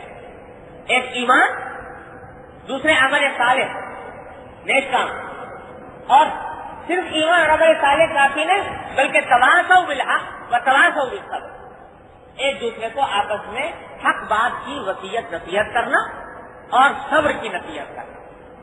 یہ بھی حق کا معنی یہ ہے کہ جتنے فرائض ہیں ان کو بجا لانے کی وصیت، اور صبر کے معنی یہ ہے کہ گناہوں سے بچنے کی وصیت اور کی نصیحت. تو خسارے سے بچنے کے لیے صرف ایمان لے آنا اور عمل صالح کر لینے کو کافی نہیں قرار دیا اللہ تعالیٰ نے، بلکہ ساتھ میں یہ بھی کہا کہ دوسروں کو وصیت کرے، نصیحت کرے حق کی اور صبر کی. یہ بھی اتنا ہی ضروری ہے جتنا عمل صالح دوسرے عمل صالح ضروری ہے. اسی لیے حدیث میں آتا ہے، نبی کریم صلی اللہ علیہ وسلم نے ارشاد فرمایا کہ ایک قوم تھی، وہ طرح طرح کے گناہوں میں، منکرات میں، معصیتوں میں، نافرمانیوں میں مبتلا تھی. اللہ تبارک و تعالیٰ نے فیصلہ فرمایا کہ اس قوم کو اور اس قوم کے اوپر عذاب نازل کیا جائے. اللہ تعالیٰ چنانچہ فرشتوں کو حکم دیا کہ جاؤ، وہ بستی ہے، اس بستی والوں نے گناہوں کے اندر کے اوپر کمر باندھی ہوئی ہے، نافرمانیاں کر رہے ہیں، جاؤ اور اس بستی کو پلٹ دو، اس کو اوپر کا حصہ نیچے، نیچے کا حصہ اوپر، جیسے کہ لوط علیہ السلام کی بستی الٹی گئی تو اس طرح اس کو پلٹ، تو پوری بستی کو تباہ کر. تو حضرت جبریل علیہ السلام نے عرض کیا باری تعالیٰ سے کہ یا اللہ، آپ نے اس بستی کو الٹنے کا حکم دیا ہے اور ساری بستی کو کسی کو چھوڑے بغیر، کسی استثناء کے بغیر سب کو تباہ کرنے کا حکم دیا ہے. حالانکہ اسی بستی میں میں جانتا ہوں کہ ایک شخص رہتا ہے کہ لم یعصی کا سفر فتحائی، اس نے اپنی پوری زندگی میں پلک جھپکنے کی دیر بھی آپ کے کسی حکم کی نافرمانی نہیں، یعنی ساری عمر اس نے اطاعت میں گزاری ہے اور کوئی نافرمانی نہیں کی، کوئی گناہ نہیں کیا. وہ بھی اسی بستی میں رہتا ہے تو آپ نے حکم یہ دیا کہ پوری بستی کو الٹ دو، جس کے معنی ہے کہ وہ بھی ہلاک ہوگا، تباہ و برباد ہوگا. تو کیا یہی منشا ہے آپ کا کہ اس کو بھی برباد کر دیا جائے، اس کو بھی تباہ کر دیا جائے؟ تو باری تعالیٰ نے فرمایا کہ ہاں، جاؤ پوری بستی کو تباہ کرو اور اس کو بھی الٹ دو، اس کو بھی تباہ کرو. کیوں؟ اس لیے کہ یہ درست ہے کہ وہ اپنی ذات میں بڑے نیک کام کرتا رہا، طاعت اور عبادات کا انجام دیتا رہا، لیکن فَإِنَّ وَجْهَهُ لَمْ يَتَمَحَّرْ فِي يَسَاعَةً قَطْ، باوجود ہے کہ خود کام کرتا رہا نیک، لیکن اس کے چہرے پر کبھی کسی معصیت کو ہوتے ہوئے دیکھ کر چہرے پر کبھی شکن بھی نہیں آئی. اس کا چہرہ بدلا بھی، جب بڑا معصیت ہو رہی ہے تو اس کو برا سمجھ کر اور اس کو بدلنے کی کوشش کرے. تو چونکہ اس نے ہمارے احکام کی نافرمانی ہوتے ہوئے دیکھی ہے اور اس کو دیکھتے ہوئے اس بات پر عمل نہیں کیا جو رسول اللہ صلی اللہ علیہ وسلم نے بیان فرمائی کہ اگر طاقت ہوتی تو ہاتھ سے روکتا، طاقت نہیں تھی زبان سے روکتا، زبان کی بھی طاقت نہیں تھی تو کم سے کم چہرے پر شکن تو آتی، دل میں اس کی برائی کا احساس تو ہوتا. تو یہ اگر ہوتا تو کم از کم ہم اس کو بچا لیتے، لیکن کیونکہ یہ نہیں ہوا لہذا اس کو چلا. اور اسی طرح اشارہ ہے قرآن کریم کی ایک آیت میں، باری تعالیٰ فرماتے ہیں وَاتَّقُوا فِتْنَةً لَا تُصِيبَنَّ الَّذِينَ ظَلَمُوا مِنكُمْ خَاصَّةً، فرمایا کہ اس عذاب سے ڈرو کہ جب وہ آئے گا تو صرف ان لوگوں پر نہیں آئے گا جو گناہ کر رہے تھے، بلکہ بے گناہوں کو بھی لپیٹ میں لے لے گا. وہ اسی لیے لے لے گا کہ بظاہر تو بے گناہ تھے، بظاہر یہ کوئی گناہ کا کام نہیں کر رہے تھے، لیکن جو گناہ ہو رہے تھے ان کو روکنے کے لیے کوئی قدم نہیں اٹھایا، ان کے روکنے کے لیے کوئی زبان نہیں ہلائی، ان کے روکنے کے لیے چہرے پر کوئی شکن نہیں آئی، اس واسطے ان کو بدلہ ادا کرے. تو یہ اتنا اہم فریضہ ہے جس سے ہم اور آپ غفلت میں ہیں، آنکھوں سے دیکھ رہے ہیں کہ غلطیاں ہو رہی ہیں، گناہوں کا ارتکاب ہو رہا ہے، معصیتیں ہو رہی ہیں، اور بس اپنے آپ کو بچا کر فارغ ہو جاتے ہیں، دوسروں کو نصیحت اور دوسروں کو بچانے کی ضرورت نہیں کرتے. اب اس میں بھی درجات ہیں. سب سے پہلا درجہ وہ ہے جو حضور صلی اللہ علیہ وسلم نے بیان فرمایا کہ اگر کسی جگہ طاقت ہے برائی کو ہاتھ سے روکنے تو ہاتھ سے روکنے، یہ ضروری ہے. اگر طاقت تھی ہاتھ سے روکنے کی، ہاتھ سے نہیں روکا تو یہ خود گناہ کا ارتکاب ہے. لیکن اس کو ذرا سمجھ لیجیے کہ یہ ہاتھ سے روکنے کو اللہ حضرت صلی اللہ علیہ وسلم نے مشروط کیا ہے طاقت کے ساتھ، اتنی استطاعت ہو کہ ہاتھ سے روکے. کیا مانا کہ مثلا ایک شخص ہے اپنے خاندان کا سربراہ، خاندان میں اس کی بات چلتی، لوگ اس کی بات مانتے، وہ دیکھ رہا ہے کہ ایک برائی ہو رہی ہے اور میری اولاد، میرے خاندان کے افراد، میرے گھر والے وہ ایک ناجائز کام میں مبتلا ہیں، اور یہ بھی جانتا ہے کہ میں اگر اس کو ہاتھ سے بزور حکم روک دوں گا، یہ کام نہ کروں تو یہ بند ہو جائے گا اور اس کے بند ہونے سے کوئی بڑا فتنہ کھڑا نہیں ہوگا. ایسی صورت میں اس کے اوپر فرض ہے کہ وہ اس کو ہاتھ سے روکے، طاقت سے حکم سے. محض یہ بات کے ساتھ فلاں لوگ فلاں ناراض ہو جائے گا، فلاں خفا ہو جائے گا، فلاں کا دل ٹوٹے گا.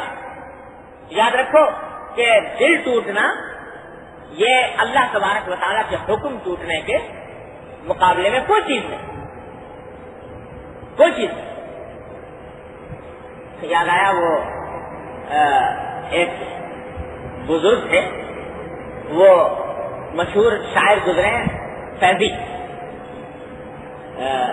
عبدالفضل اور فیضی اکبر کے زمانے میں مشہور ادیب تھے. تو فیضی ایک مرتبہ بیٹھے ہوئے حجام سے اپنا خط بنوا رہے تھے، تو ساتھ میں داڑھی بھی صاف کروانی شروع کر دی. تو کوئی بزرگ گزرے تو انہوں نے کہا کہ آغا ریشمی تراشی، کہ جناب کیا تم یہ داڑھی ترشوا رہے ہو؟ کیونکہ فیضی صاحب جو تھے وہ ساتھ میں علم و فضل کے بھی مدعی تھے، تفسیر لکھی ہے بے نقط تفسیر.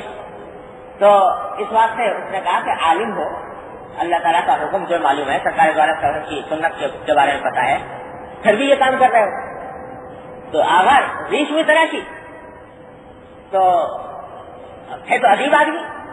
جواب دیا کہ ریشمی تراشم بولے دل کسے نمی خراشم. جہاں داڑھی تو سوارا ہوں، کٹوا رہا ہوں، لیکن کسی کا دل نہیں توڑ رہا، کسی کی دلاداری نہیں کر رہا. تو وہ تانا دیا کہ میں تو ایک ہی گناہ کر رہا تھا کہ میں یہ کام کر رہا تھا، تم نے میں یہ مجھ سے کہہ کر میرا دل توڑ دیا، دلاداری کی. تو ریش بھی تراشم دل کسے نمی خراشم. تو جواب میں انہوں نے بزرگ نے فرمایا کہ ولے دل رسول اللہ بھی خراشی، کہ کسی کا دل پوچھا تو نہیں توڑ رہے، ارے رسول اللہ صلی اللہ علیہ وسلم کا دل توڑ رہے ہو، کہ سرکار دو عالم صلی اللہ علیہ وسلم نے یہ فرمایا کہ یہ کام نہ کرو اور اب تم کر رہے.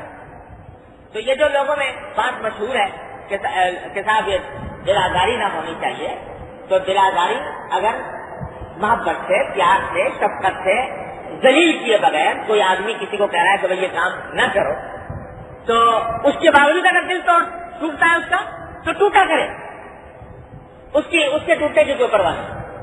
جو کہ اللہ اور اللہ کے رسول صلی اللہ علیہ وسلم کا حکم وہ بالا ہے بنسبت سے کسی آدمی کا اس طرح دل ٹوٹے. ہاں یہ ضرور ہے کہ کہنے میں انداز ایسا اختیار نہ کرے جس سے دل ٹوٹے، ذلیل نہ کرے، توہین نہ کرے، ایسے انداز میں نہ کہے جس سے اس کو اپنی خود کی محسوس ہو. تنہائی میں محبت سے، شفقت سے، بغیر کسی کو رسوا کیے ہوئے تنہائی میں سمجھا. اس کے باوجود اگر دل ٹوٹتا ہے تو ٹوٹا کرے، اس کی کوئی پرواہ نہیں.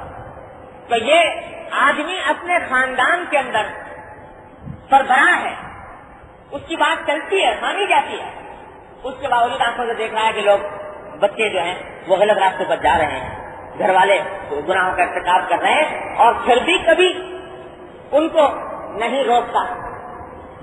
تو یہ بات اس میں داخل ہے، یہ گناہ اس کے ذمہ فرض ہے کہ ہاتھ دھو. یا کوئی استاد ہے شاگرد کو نہیں روکتا، کوئی شیخ ہے اپنے مرید کو نہیں روکتا، کوئی افسر ہے اپنے ماتحت کو نہیں روکتا کسی برے کام کو، کہ اس کو استطاعت حاصل ہے روک دینے کی، پھر نہیں روکتا، تو یہ اس گناہ کے اندر مبتلا ہے. ہاں البتہ اگر روکنے میں بعض اوقات اندیشہ ہوتا ہے کہ اس برائی سے روکیں گے تو اس سے بڑی برائی میں مبتلا ہوگا، فتنہ پیدا ہوگا. اس برائی سے اگر زبردستی روکا تو بغاوت پیدا ہو جائے گی طبیعت میں، اور بغاوت پیدا ہو جانے کی وجہ سے کسی اس سے زیادہ بڑی برائی میں مبتلا ہو جائیں گے. تو اس وقت میں ہاتھ سے اگر نہ روکے اور پھر زبان سے کہنے پر اکتفا کرے تو اس کی بھی گنجائش ہے اس حدیث کی روح. کیونکہ حضرت حکیم الامت مولانا تھانوی رضی اللہ عنہ نے فرمایا اس حدیث کی تشریح میں، یہ جو حضور نے فرمایا کہ اگر استطاعت نہ ہو تو زبان سے کہے، اس استطاعت میں یہ بات بھی داخل ہے. یہ استطاعت اس وقت تو ہے مجھے اس بات کی کہ یہ سنیما کے اوپر گندی گندی تصویریں لگی ہوئی ہے، تو استطاعت اس بات کی حاصل ہے کہ میں 2-4 آدمیوں کو لے کر جاؤں اور جا کر کھڑے ہو کر اور اس کو کھلا چلا دوں. استطاعت تو ہے، لیکن اس استطاعت کے نتیجے میں خود بھی فتنے میں مبتلا ہوں اور دوسروں کو بھی فتنے میں مبتلا کروں کہ یہ کام کر تو لیا جوش میں آ کے، لیکن اس کے بعد خود بھی پکڑے گئے، دوسرے بھی پکڑے گئے، خود بھی مصیبت میں مبتلا، دوسروں کو بھی مبتلا کیا، اور اس کے نتیجے میں ناقابل برداشت صعوبتیں کھڑی ہو گئی. تو ایسے موقع پر یہ استطاعت میں داخل نہیں. اور حکیم الامت مولانا تھانوی رضی اللہ عنہ فرماتے ہیں کہ یہ استطاعت میں داخل نہیں ہے. اس صورت میں آدمی دوسرے درجے پر عمل کر سکتا ہے، یعنی زبان. تو پہلا درجہ یہ ان لوگوں کا، یہ اس لیے بار بار میں تاکید کر رہا ہوں کہ ہمارے ہاں جو فساد پھیلا ہے، اس فساد کی بنیادی وجہ یہ ہے کہ سربراہان خاندان جو خاندان کے سیاہ و سفید کے مالک ہیں، حال میں اس کی دیتا ہوں. آج کل شادیاں ہو گئی، شادی بیاہ ہو رہے ہیں، اور ان شادی بیاہوں میں منکرات کا ایک سیلاب عمدہ. بعض منکرات کچھ معمولی درجے کے ہیں، بعض دوسرے درجے کے ہیں، بعض بہت شدید سنگین قسم کے ہیں. مثال یہ کہ ابھی تک ہمارے معاشرے میں یہ بات عام نہیں ہوئی تھی، لیکن اب ہوتی جا رہی ہے کہ شادی بیاہوں کے اجتماعات مخلوط ہونے لگے. مرد و عورت کی مخلوط اجتماعات ہونے لگے. پہلے یہ بلا نہیں تھی، اب آ رہی ہے. لیکن یہ بلا کیوں آ رہی ہے؟ اس لیے آ رہی ہے کہ جو خاندانوں کے سربراہ ہیں وہ دیکھ رہے ہیں کہ یہ بلا آ رہی ہے، پھر بھی اس کے اوپر نہ زبان سے کہتے ہیں، نہ ہاتھ سے روکتے ہیں، نہ اس کے سب سے باہر کا کوئی انتظام کرتے ہیں. شریک ہو رہے ہیں، بھائی میں کیا کروں، میرے فلاں بھتیجے کی شادی ہے، مجھے تو اس میں شریک ہونا ہے. بھائی کیوں ہونا ہے؟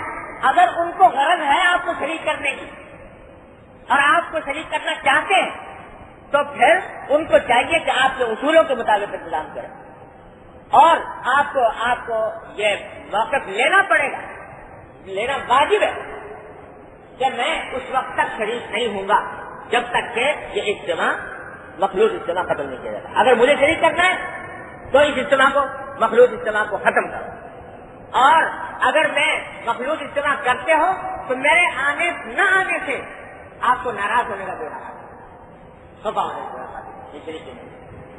اس لیے کہ یہ وہ معاملہ ہے کہ جس کے اندر انسان کو موقف اختیار کرنا پڑے گا. اگر نہیں کرے گا پکڑا جائے گا اللہ تبارک و تعالیٰ. کیونکہ یہاں ہاتھ سے روک سکتے تھے آپ. ہاتھ سے روکنے کا معنی یہ ہے کہ آپ کہتے ہیں کہ میں تو کم از کم شریک ہے جب تک یہ کام نہیں. بات یہاں تک جو پہنچ رہی ہے وہ اس واسطے کہ قدم قدم پر ہم ہتھیار ڈالتے جا رہے ہیں، قدم قدم پر فکر ڈالتے چلے جا رہے ہیں ان منکرات کے سامنے. ایک زمانہ تھا کہ جب اتنے منکرات نہیں تھے، لیکن رفتہ رفتہ ایک کے بعد دوسری برائی، دوسری کے بعد تیسری برائی، تیسری کے بعد چوتھی برائی یہ بڑھتی چلی گئی. کسی موقع پر کسی اللہ کے بندے نے موقف اختیار نہیں کیا ہر خاندان کے اندر، اور اس کا نتیجہ ہے کہ یہ برائی پھیلتی چلی گئی. یاد رکھیے اگر آج یہ موقف اختیار نہیں کریں گے تو یہ برائی اور آگے بڑھے گی. میں نے سنا ہے اور یہ واقعہ ہے کہ اب یہ سلسلہ بھی شروع ہو گیا کہ مرد عورت کے مخلوط اجتماع تو ہو ہی رہے تھے، اس کے ساتھ ساتھ نوجوان لڑکیوں کا رقص شروع ہو گیا مخلوط اجتماع. اور جب یہ سلسلہ شروع ہو گیا آپ نے اس کو آگے ہاتھ سپر ڈالے کہ بھائی کیا کریں، تعلقات ہیں، رشتے داریاں ہیں، دوستیاں ہیں، تعلقات ہیں، اگر نہیں جائیں گے تو تعلقات کے اوپر برا اثر پڑے گا، خرابی پیدا ہوگی. تو اس کی وجہ سے آپ نے ہتھیار ڈال دیے، یہاں ہتھیار ڈال دیے، کل کو اس پہ بھی ڈالیے گا. جب رقص ہوا کرے گا آپ کی آنکھوں کے سامنے، آپ کی بہو بیٹیاں اپنی آنکھوں کے سامنے رقص کیا کریں گی، اس کو بھی ہتھیار ڈالیے. جہاں یہ تعلقات خراب ہو جائیں گے، نہیں جائیں گے تو کیا، نہیں جائیں گے تو برا مان. ارے اگر کب تک تم برا ماننے کی پرواہ کرو گے، کوئی آخر حد ہوگی. کسی جگہ جا کر یہ سیلاب رکے گا، اس وقت تک نہیں رکے گا جب تک کہ کوئی اللہ کا بندہ ڈٹ کر یہ نہ کہے کہ یا تو مجھے شریک نہ کرو، اگر کرنا ہے تو یہ کام کرو. تو یہ جب تک یہ جذبہ پیدا نہیں ہوگا بل یغیر ہو بیجتے، یہ وہ موقع ہے جہاں ہاتھ سے آپ روک سکتے ہیں. ہاتھ سے روکنے کے معنی یہ ہے کہ اگر فرض کرو ایک شخص تلا ہوا ہے یہ کام کرنے پر، لیکن اس کے دو چار با اثر رشتے دار یہ کہہ دیں کہ ہم تو نہیں شریک ہوں، تو وہ مجبور ہو اس راستے کو چھوڑے یا پھر آپ سے تعلق ختم کر لے. تو ایسے جگہ سے تعلق قائم رکھنا کوئی اتنا فرض اور واجب نہیں ہے کہ آدمی ان سے تعلقات ضرور قائم کرے، لیکن اسٹینڈ تو لینا پڑے. اس طرح آپ اس کو روک سکتے ہیں. آخر اپنے خاندانی حقوق کی وجہ سے بھی کتنی مرتبہ لوگ کہتے ہیں کہ صاحب میں تو شادی میں شریک نہیں ہوتا، میرے ساتھ فلاں معاملہ ہوا تھا، فلاں وقت میری فلاں عزت نہیں کی گئی، فلاں موقع پر میرا فلاں حق پامال کیا گیا، لہٰذا جب تک معافی نہیں مانگوں گی نہیں آتا. کتنے جھگڑے ہوتے ہیں شادیوں کے موقع پر. تو اگر کوئی اللہ کا بندہ اسی بات کو دین کی خاطر استعمال کرے کہ صاحب یہ جب مخلوط اجتماع ہوگا تو ہم نہیں آئیں گے، یہ ہے فلیغیر ہو بیجتے، اپنے ہاتھ سے اس کو روک. ہاں جیسا میں نے عرض کیا کہ افراد تفریط میں لوگ مبتلا ہوتے ہیں، اس لیے یہ بڑا نازک معاملہ ہوتا ہے کہ کس موقع پر کس بات پر اسٹینڈ لے آدمی اور کس بات پر نہ لے. کس جگہ ڈٹ جائے، کس جگہ لچک جائے. یہ فیصلہ 2 اور 2 4 کر کے بتانے والی بات نہیں، اور اسی کے لیے ضرورت ہوتی ہے. بات وہیں آ کر ٹوٹتی ہے کہ کسی رہنما وہ بتاتا ہے کہ اس موقع پر تمہیں کیا کرنا چاہیے، کتنا سخت بنو اور کس جگہ لچک جائے. یہ محض اپنے فیصلے سے بعض اوقات اس میں افادت تفریح ہو جاتی ہے، کیونکہ بعض اوقات یہ ہوتا ہے کہ اسٹینڈ تو لے لیا آپ نے، لیکن کسی ایسی بات پر لے لیا، کسی ایسی بات پر اسٹینڈ لے لیا کہ اس سے بجائے فائدہ ہونے سے نقصان ہو. تو اس لیے یہ فیصلہ کہ کس بات پر لیا جائے کس بات پر نہ لیا جائے، یہ کسی رہنما کی رہنمائی سے کرنا چاہیے، سوچ سمجھ. لیکن یہ بات جو میں آپ سے کہہ رہا ہوں، مخلوط اجتماعات، یہ عام بات کہہ رہا ہوں. یہ وہ بات ہے کہ جس پر سب کو کے لیے ضروری ہے کہ اسٹینڈ لیں. اگر آج نہیں لیں گے تو یاد رکھیے کہ کل کو ہم سر پکڑ کر روئیں گے، اور کل جب یہ صورتحال پیدا ہوگی اور بات آگے بڑھے گی تو اس وقت خیال ہوگا کہ کسی کہنے والے نے کیا بات کہی. لیکن آج ابھی وقت ہے، الحمدللہ ابھی اتنا سیلاب نہیں عمدہ، ابھی وقت ہے، اس فتنے کو روکا جا سکتا ہے.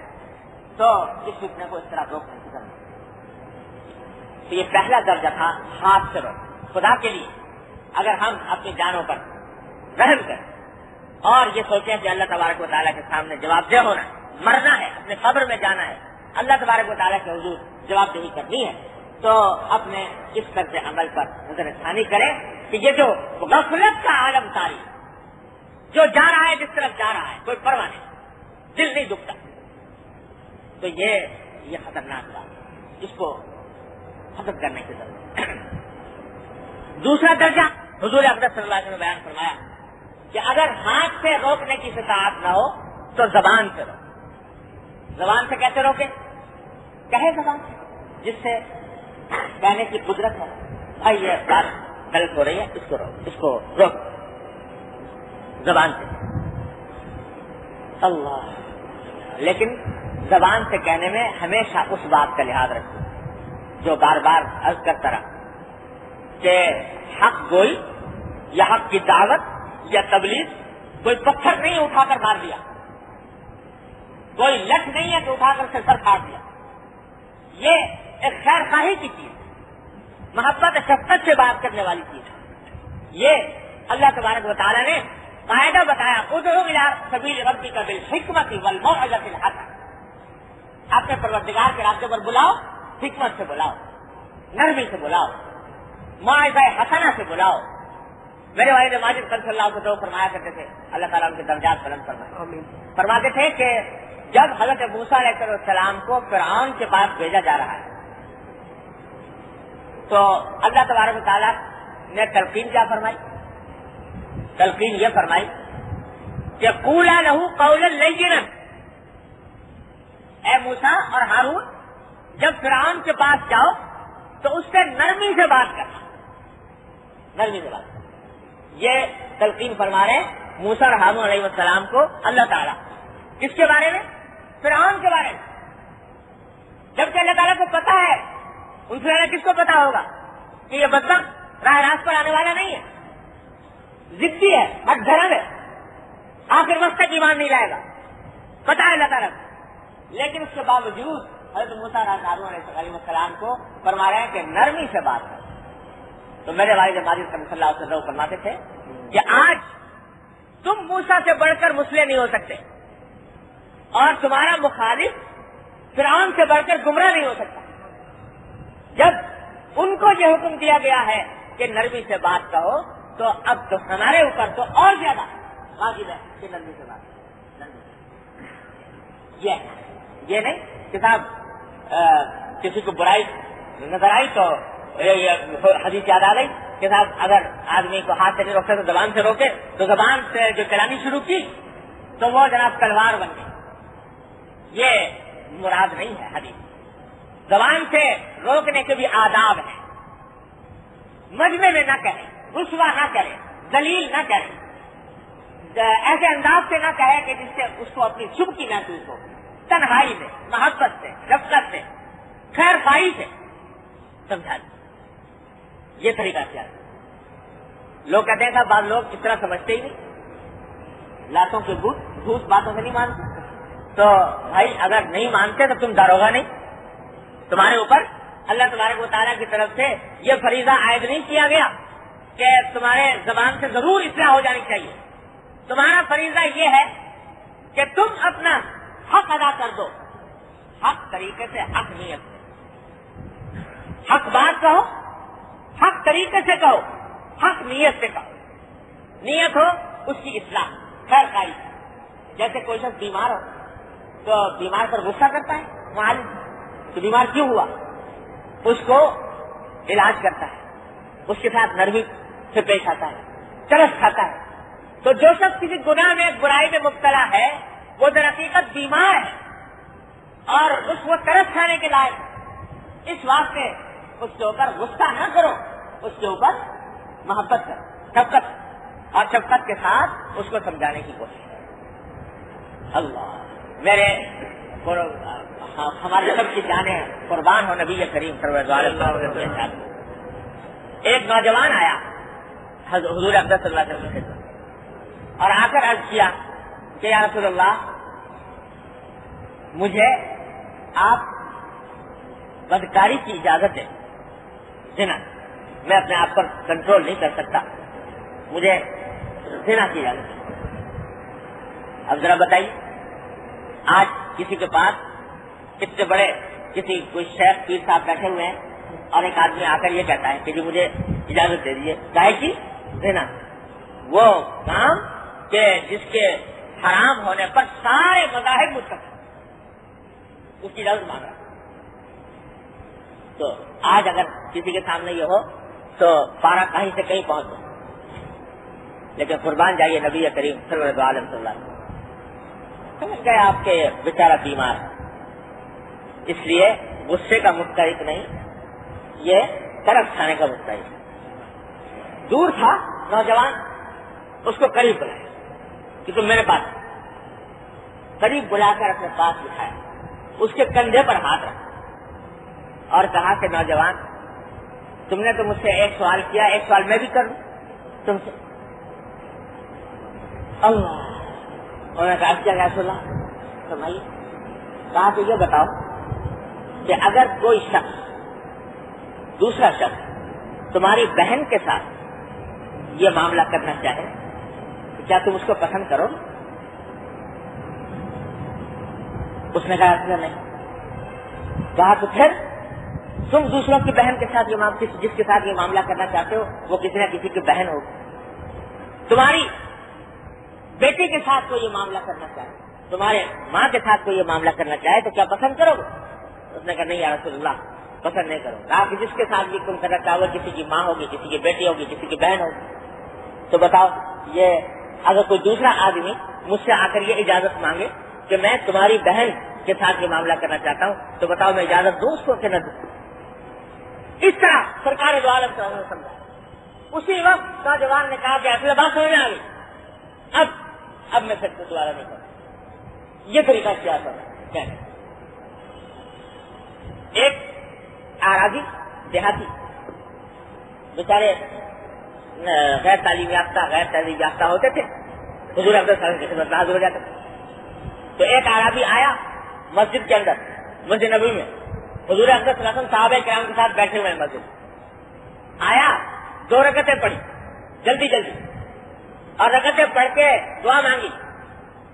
دعا بھی عجیب مانگی کہ اللہم ارحمنی و محمدا ولا ترحم معنا احدا، کہ یا اللہ ایک مجھ پر رحم کیجیے، ایک محمد صلی اللہ علیہ وسلم پر رحم کیجیے اور کسی پر رحمت نہ کیجیے ہمارے دو کے سوا. پہلے یہ دعا زور سے مانگی. حضور سن رہے تھے.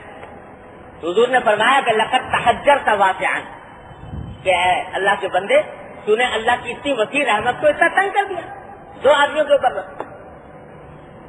خیر یہ بات ہوئی تھی. آگے حرکت یہ کی کہ وہیں مسجد میں بیٹھ کر اور مسجد کے سین میں پیشاب کر دیا.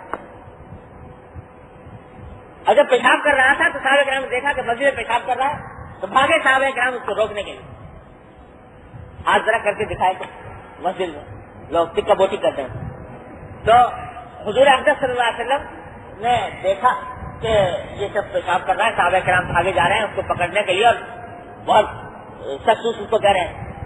آپ نے صحابہ کرام کو روکا کہ ٹھہر جاؤ, لا تجرموہ, اب تو جو کچھ کرنا تھا اس نے کرنا ہے بیچارہ, اب جا کے تم اس کو وہ دھمکاؤ گے ڈانٹو گے تو پیشاب بند ہو جائے, کچھ ہو جائے, بیماری کھڑی ہو جائے, اب کرنے دو. جب فارغ ہو چکا تو اس کے بعد فرمایا کہ بھائی سب جا کر اس کو دھو دو, زمین کو صاف کرو, اور پھر بعد میں اس کو سمجھایا بلا. تو یہ آداب بتائے ہیں نبی کریم صلی اللہ علیہ وسلم نے تبلیغ سے اور دعوت. یہ میں جو کر رہا ہوں نا, آج لوگوں نے اول تو جذبہ پیدا نہیں ہونا تبلیغ کا دعوت کا, اور اگر پیدا ہو گیا کسی کے دل میں تو آفت آ گئی دنیا سے. اس نے مسجد میں کسی کو غلط کام کرتے ہوئے دیکھ لیا, اس نے وہ ڈانٹ پھٹکار شروع کر. یہ سنت نہیں ہے نبی کریم صلی اللہ علیہ وسلم. حضرات حسن رضی اللہ تعالیٰ عنہما نبی کریم صلی اللہ علیہ وسلم کے نواسے ایک مرتبہ دریائے فرات کے قریب سے گزر رہے تھے. ایک بڑے میاں بیٹھے وضو کر رہے تھے. وضو کرتے ہوئے دیکھا بڑے میاں کو تو کر رہے تھے کچھ گڑبڑ, وضو کے اندر غلطی کر رہے تھے. تو اب یہ بھی ضروری کہ ایک غلط کام نظر آیا ہے تو اس کو ٹوکا جائے, بتایا جائے, لیکن یہ بھی ضروری کہ وہ بڑے ہیں عمر میں, ان کی توہین نہ ہو. تو حضرات حسنین رضی اللہ تعالیٰ عنہ نے ان سے جا کر عرض کیا کہ حضرت السلام علیکم, دعا سلام کے بعد کہا کہ حضرت ہم آپ سے ایک بات پوچھنا چاہتے ہیں. بھائی پوچھو کیا بات ہے؟ کہ ہمیں اصل میں ذرا کچھ وضو کے طریقے میں کچھ شک ہے, تو ہم آپ کے سامنے وضو کر کے دکھاتے ہیں, تو اگر کوئی غلطی ہو ہمارے وضو کے اندر ذرا بتا دیجیے گا. تو بیٹھ کے حضرت حسن میں سے کسی ایک نے بیٹھ کر وضو کیا, اور اس وضو میں اس طرح کیا کہ جو غلطی وہ کر رہا تھا اس کے اوپر تنبیہ ہو گئی, اور کہا کہ ذرا بتائیے کوئی غلطی تو نہیں ہوئی ہم سے وضو کے اندر. تو بڑے میاں نے کہا کہ بھائی بات یہ ہے کہ غلطی تم سے تو کیا ہوتی ہے, اصل میں تو غلطی مجھ سے ہوئی تھی, اب میں نے یہ آئندہ انشاءاللہ یہ غلطی نہیں کروں گا. تو بات کہنے کا ڈھنگ ہوتا ہے, سلیقہ ہوتا ہے, وہ چاہیے, اور اس کی بنیاد یہ ہے کہ دل میں یہ جذبہ ہو کہ یہ اللہ کا بندہ ہے, ایک غلطی میں کسی وجہ سے مبتلا ہو گیا تو اس کو کسی طریقے سے صحیح بات پہنچانے کا پہنچا دیں, یہ راہ راست پر آ جائے, یہ جذبہ ہو. اپنی بڑائی جتانے کا جذبہ نہ ہو, اپنا علم بگھارنے کا جذبہ نہ ہو, کیونکہ یہ چیز دعوت کے بات کو تباہ کر دیتی ہے, دعوت کے اثر کو تباہ کر دیتی ہے. تو یہ ہے علم یا فتح کا زبان, اس کا بڑا لحاظ رکھنے کی ضرورت ہے کہ جب کسی کو تنبیہ کرنی ہو تو نرمی سے, شفقت, محبت, پیار سے, اور پیغمبروں کا طریقہ اختیار کہ بعض اوقات جو آدمی دعوت کا کام کرتا ہے اور دوسروں کو متنبع کرتا ہے, کبھی کبھی گالیاں بھی کھانی پڑتی, برائی بھی سننی پڑتی, تانے بھی سننے پڑتے, لیکن دیکھو کہ انبیاء علیہ السلام نے کس طرح سنا, کم گالیاں تھیں, کم تانے سنے, ایسے ایسے تانے دیے گئے کہ جو ایک معمولی انسان کو نہیں دیے جا سکتے, لیکن کبھی گالی کا جواب گالی سے نہیں دیا گیا. حضرت ہود علیہ السلام کو ان کی قوم کہہ رہی ہے کہ انا لنراک فی صفاحۃ وانا لنظنک من الکاذبین, کہ آپ تو بالکل بیوقوف ہیں اور آپ جھوٹے. یہ قوم ایک پیغمبر کو ہے, پیغمبر کا آج کوئی کہے نا کسی مجھ جیسے کو تو جواب کہ مجھے بیوقوف کہتا ہے, تو بیوقوف تیرا باپ بیوقوف ہے, اس کو وہ جواب یہ ملے گا, اس کی طرف سے نہیں ملے گا, اس کے چہرے چاٹوں کی طرف سے ملے گا. لیکن حضرت حود علیہ السلام نے جواب میں فرمایا کہ یا قوم لیس بی صفاحۃ ولکنی رسول من رب العالمین, اے قوم میں بیوقوفی کی بات نہیں کر رہا, میں تو اپنے پروردگار کی طرف سے پیغام لے کر آیا ہوں تمہارے, وہ سنا. یہ ہے جذبہ. اب یہ کہ صاحب یہ اگر اس طرح نہ کہیں تو لوگ مانتے نہیں ہیں, لوگ سمجھتے نہیں ہیں, تو بھائی لوگوں کا ماننا تمہاری ذمہ داری نہیں ہے, اپنی بات پہنچانا تمہاری ذمہ داری. قرآن کریم میں ہے, اسی پر بات ختم کرتا ہوں, یاد رکھنے کی بات کہ ایک قوم تھی جس کے اوپر عذاب آنے والا, اصحاب سب, تو عذاب آنے والا, تو گمراہی میں ڈوبے ہوئے, اصلاح کی کوئی امید نہیں, یہاں تک کہ عذاب آخر میں آیا لیکن اس عذاب آنے سے پہلے کچھ اللہ کے بندے وہ ان کو تبلیغ کرتے رہے، بھائی یہ نہ کرو، یہ نہ کرو، یہ نہ کرو، نظمیں سمجھاتے رہے۔ تو اس پر کسی نے کہا تم یہاں کہاں وقت ضائع کر رہے ہو ان لوگوں کے اوپر، یہ کوئی سمجھنے والے ہیں، یہ تو معاند ہیں، ضدی ہیں، ازدرم ہیں، یہ سننے والے نہیں ہیں۔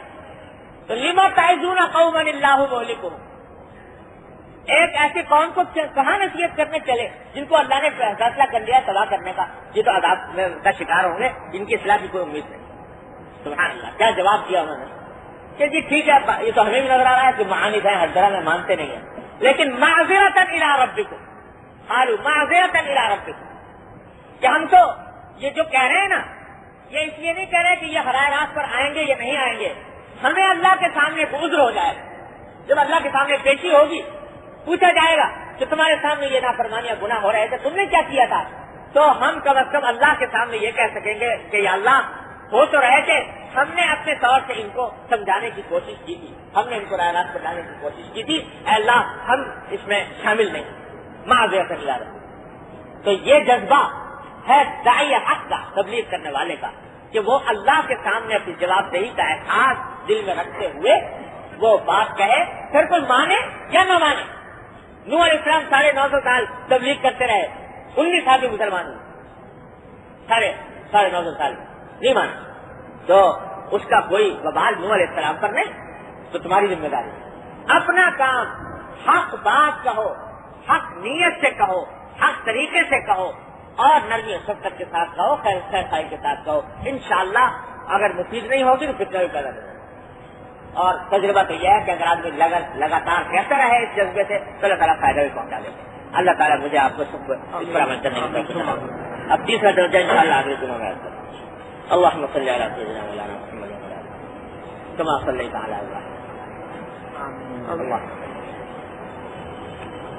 کما صلیت علی ابراہیم یا ارحم الراحمین، اپنے فضل و کرم سے رحمت سے ہمارے تمام گناہوں کو معاف کر، یا اللہ ہمارے اعمال و اخلاق کی اصلاح کر، یا اللہ اپنی رحمت سے دین کی محبت و عظمت ہمارے قلوب میں، ہمارے گھر والوں کے قلوب میں پیدا فرما، یا اللہ ہر طرح کی معصیتوں منکرات اور گناہوں سے ہمارے گھر والوں، اعزاء احباب سب کی حفاظت فرما، یا اللہ اپنی رحمت سے زمانے کی خراب ہواؤں سے ہماری حفاظت فرما، یا اللہ اتباع سنت کی توفیق عطا فرما، یا ارحم الراحمین اپنی رحمت سے جب آپ نے ایمان عطا فرمایا تو اس کے تقاضوں پر عمل کرنے کی توفیق عطا فرما، یا اللہ ہم بے ہمت ہیں ہمت عطا فرما، یا اللہ ہم بے حوصلہ ہیں حوصلہ عطا فرما، یا اللہ اپنی رحمت سے اس منکرات کے سیلاب میں یا مزید ویڈیوز کے لیے ہمارے چینل ہاؤس آف اسلام کو سبسکرائب کرنا نہ بھولیے۔ شکریہ۔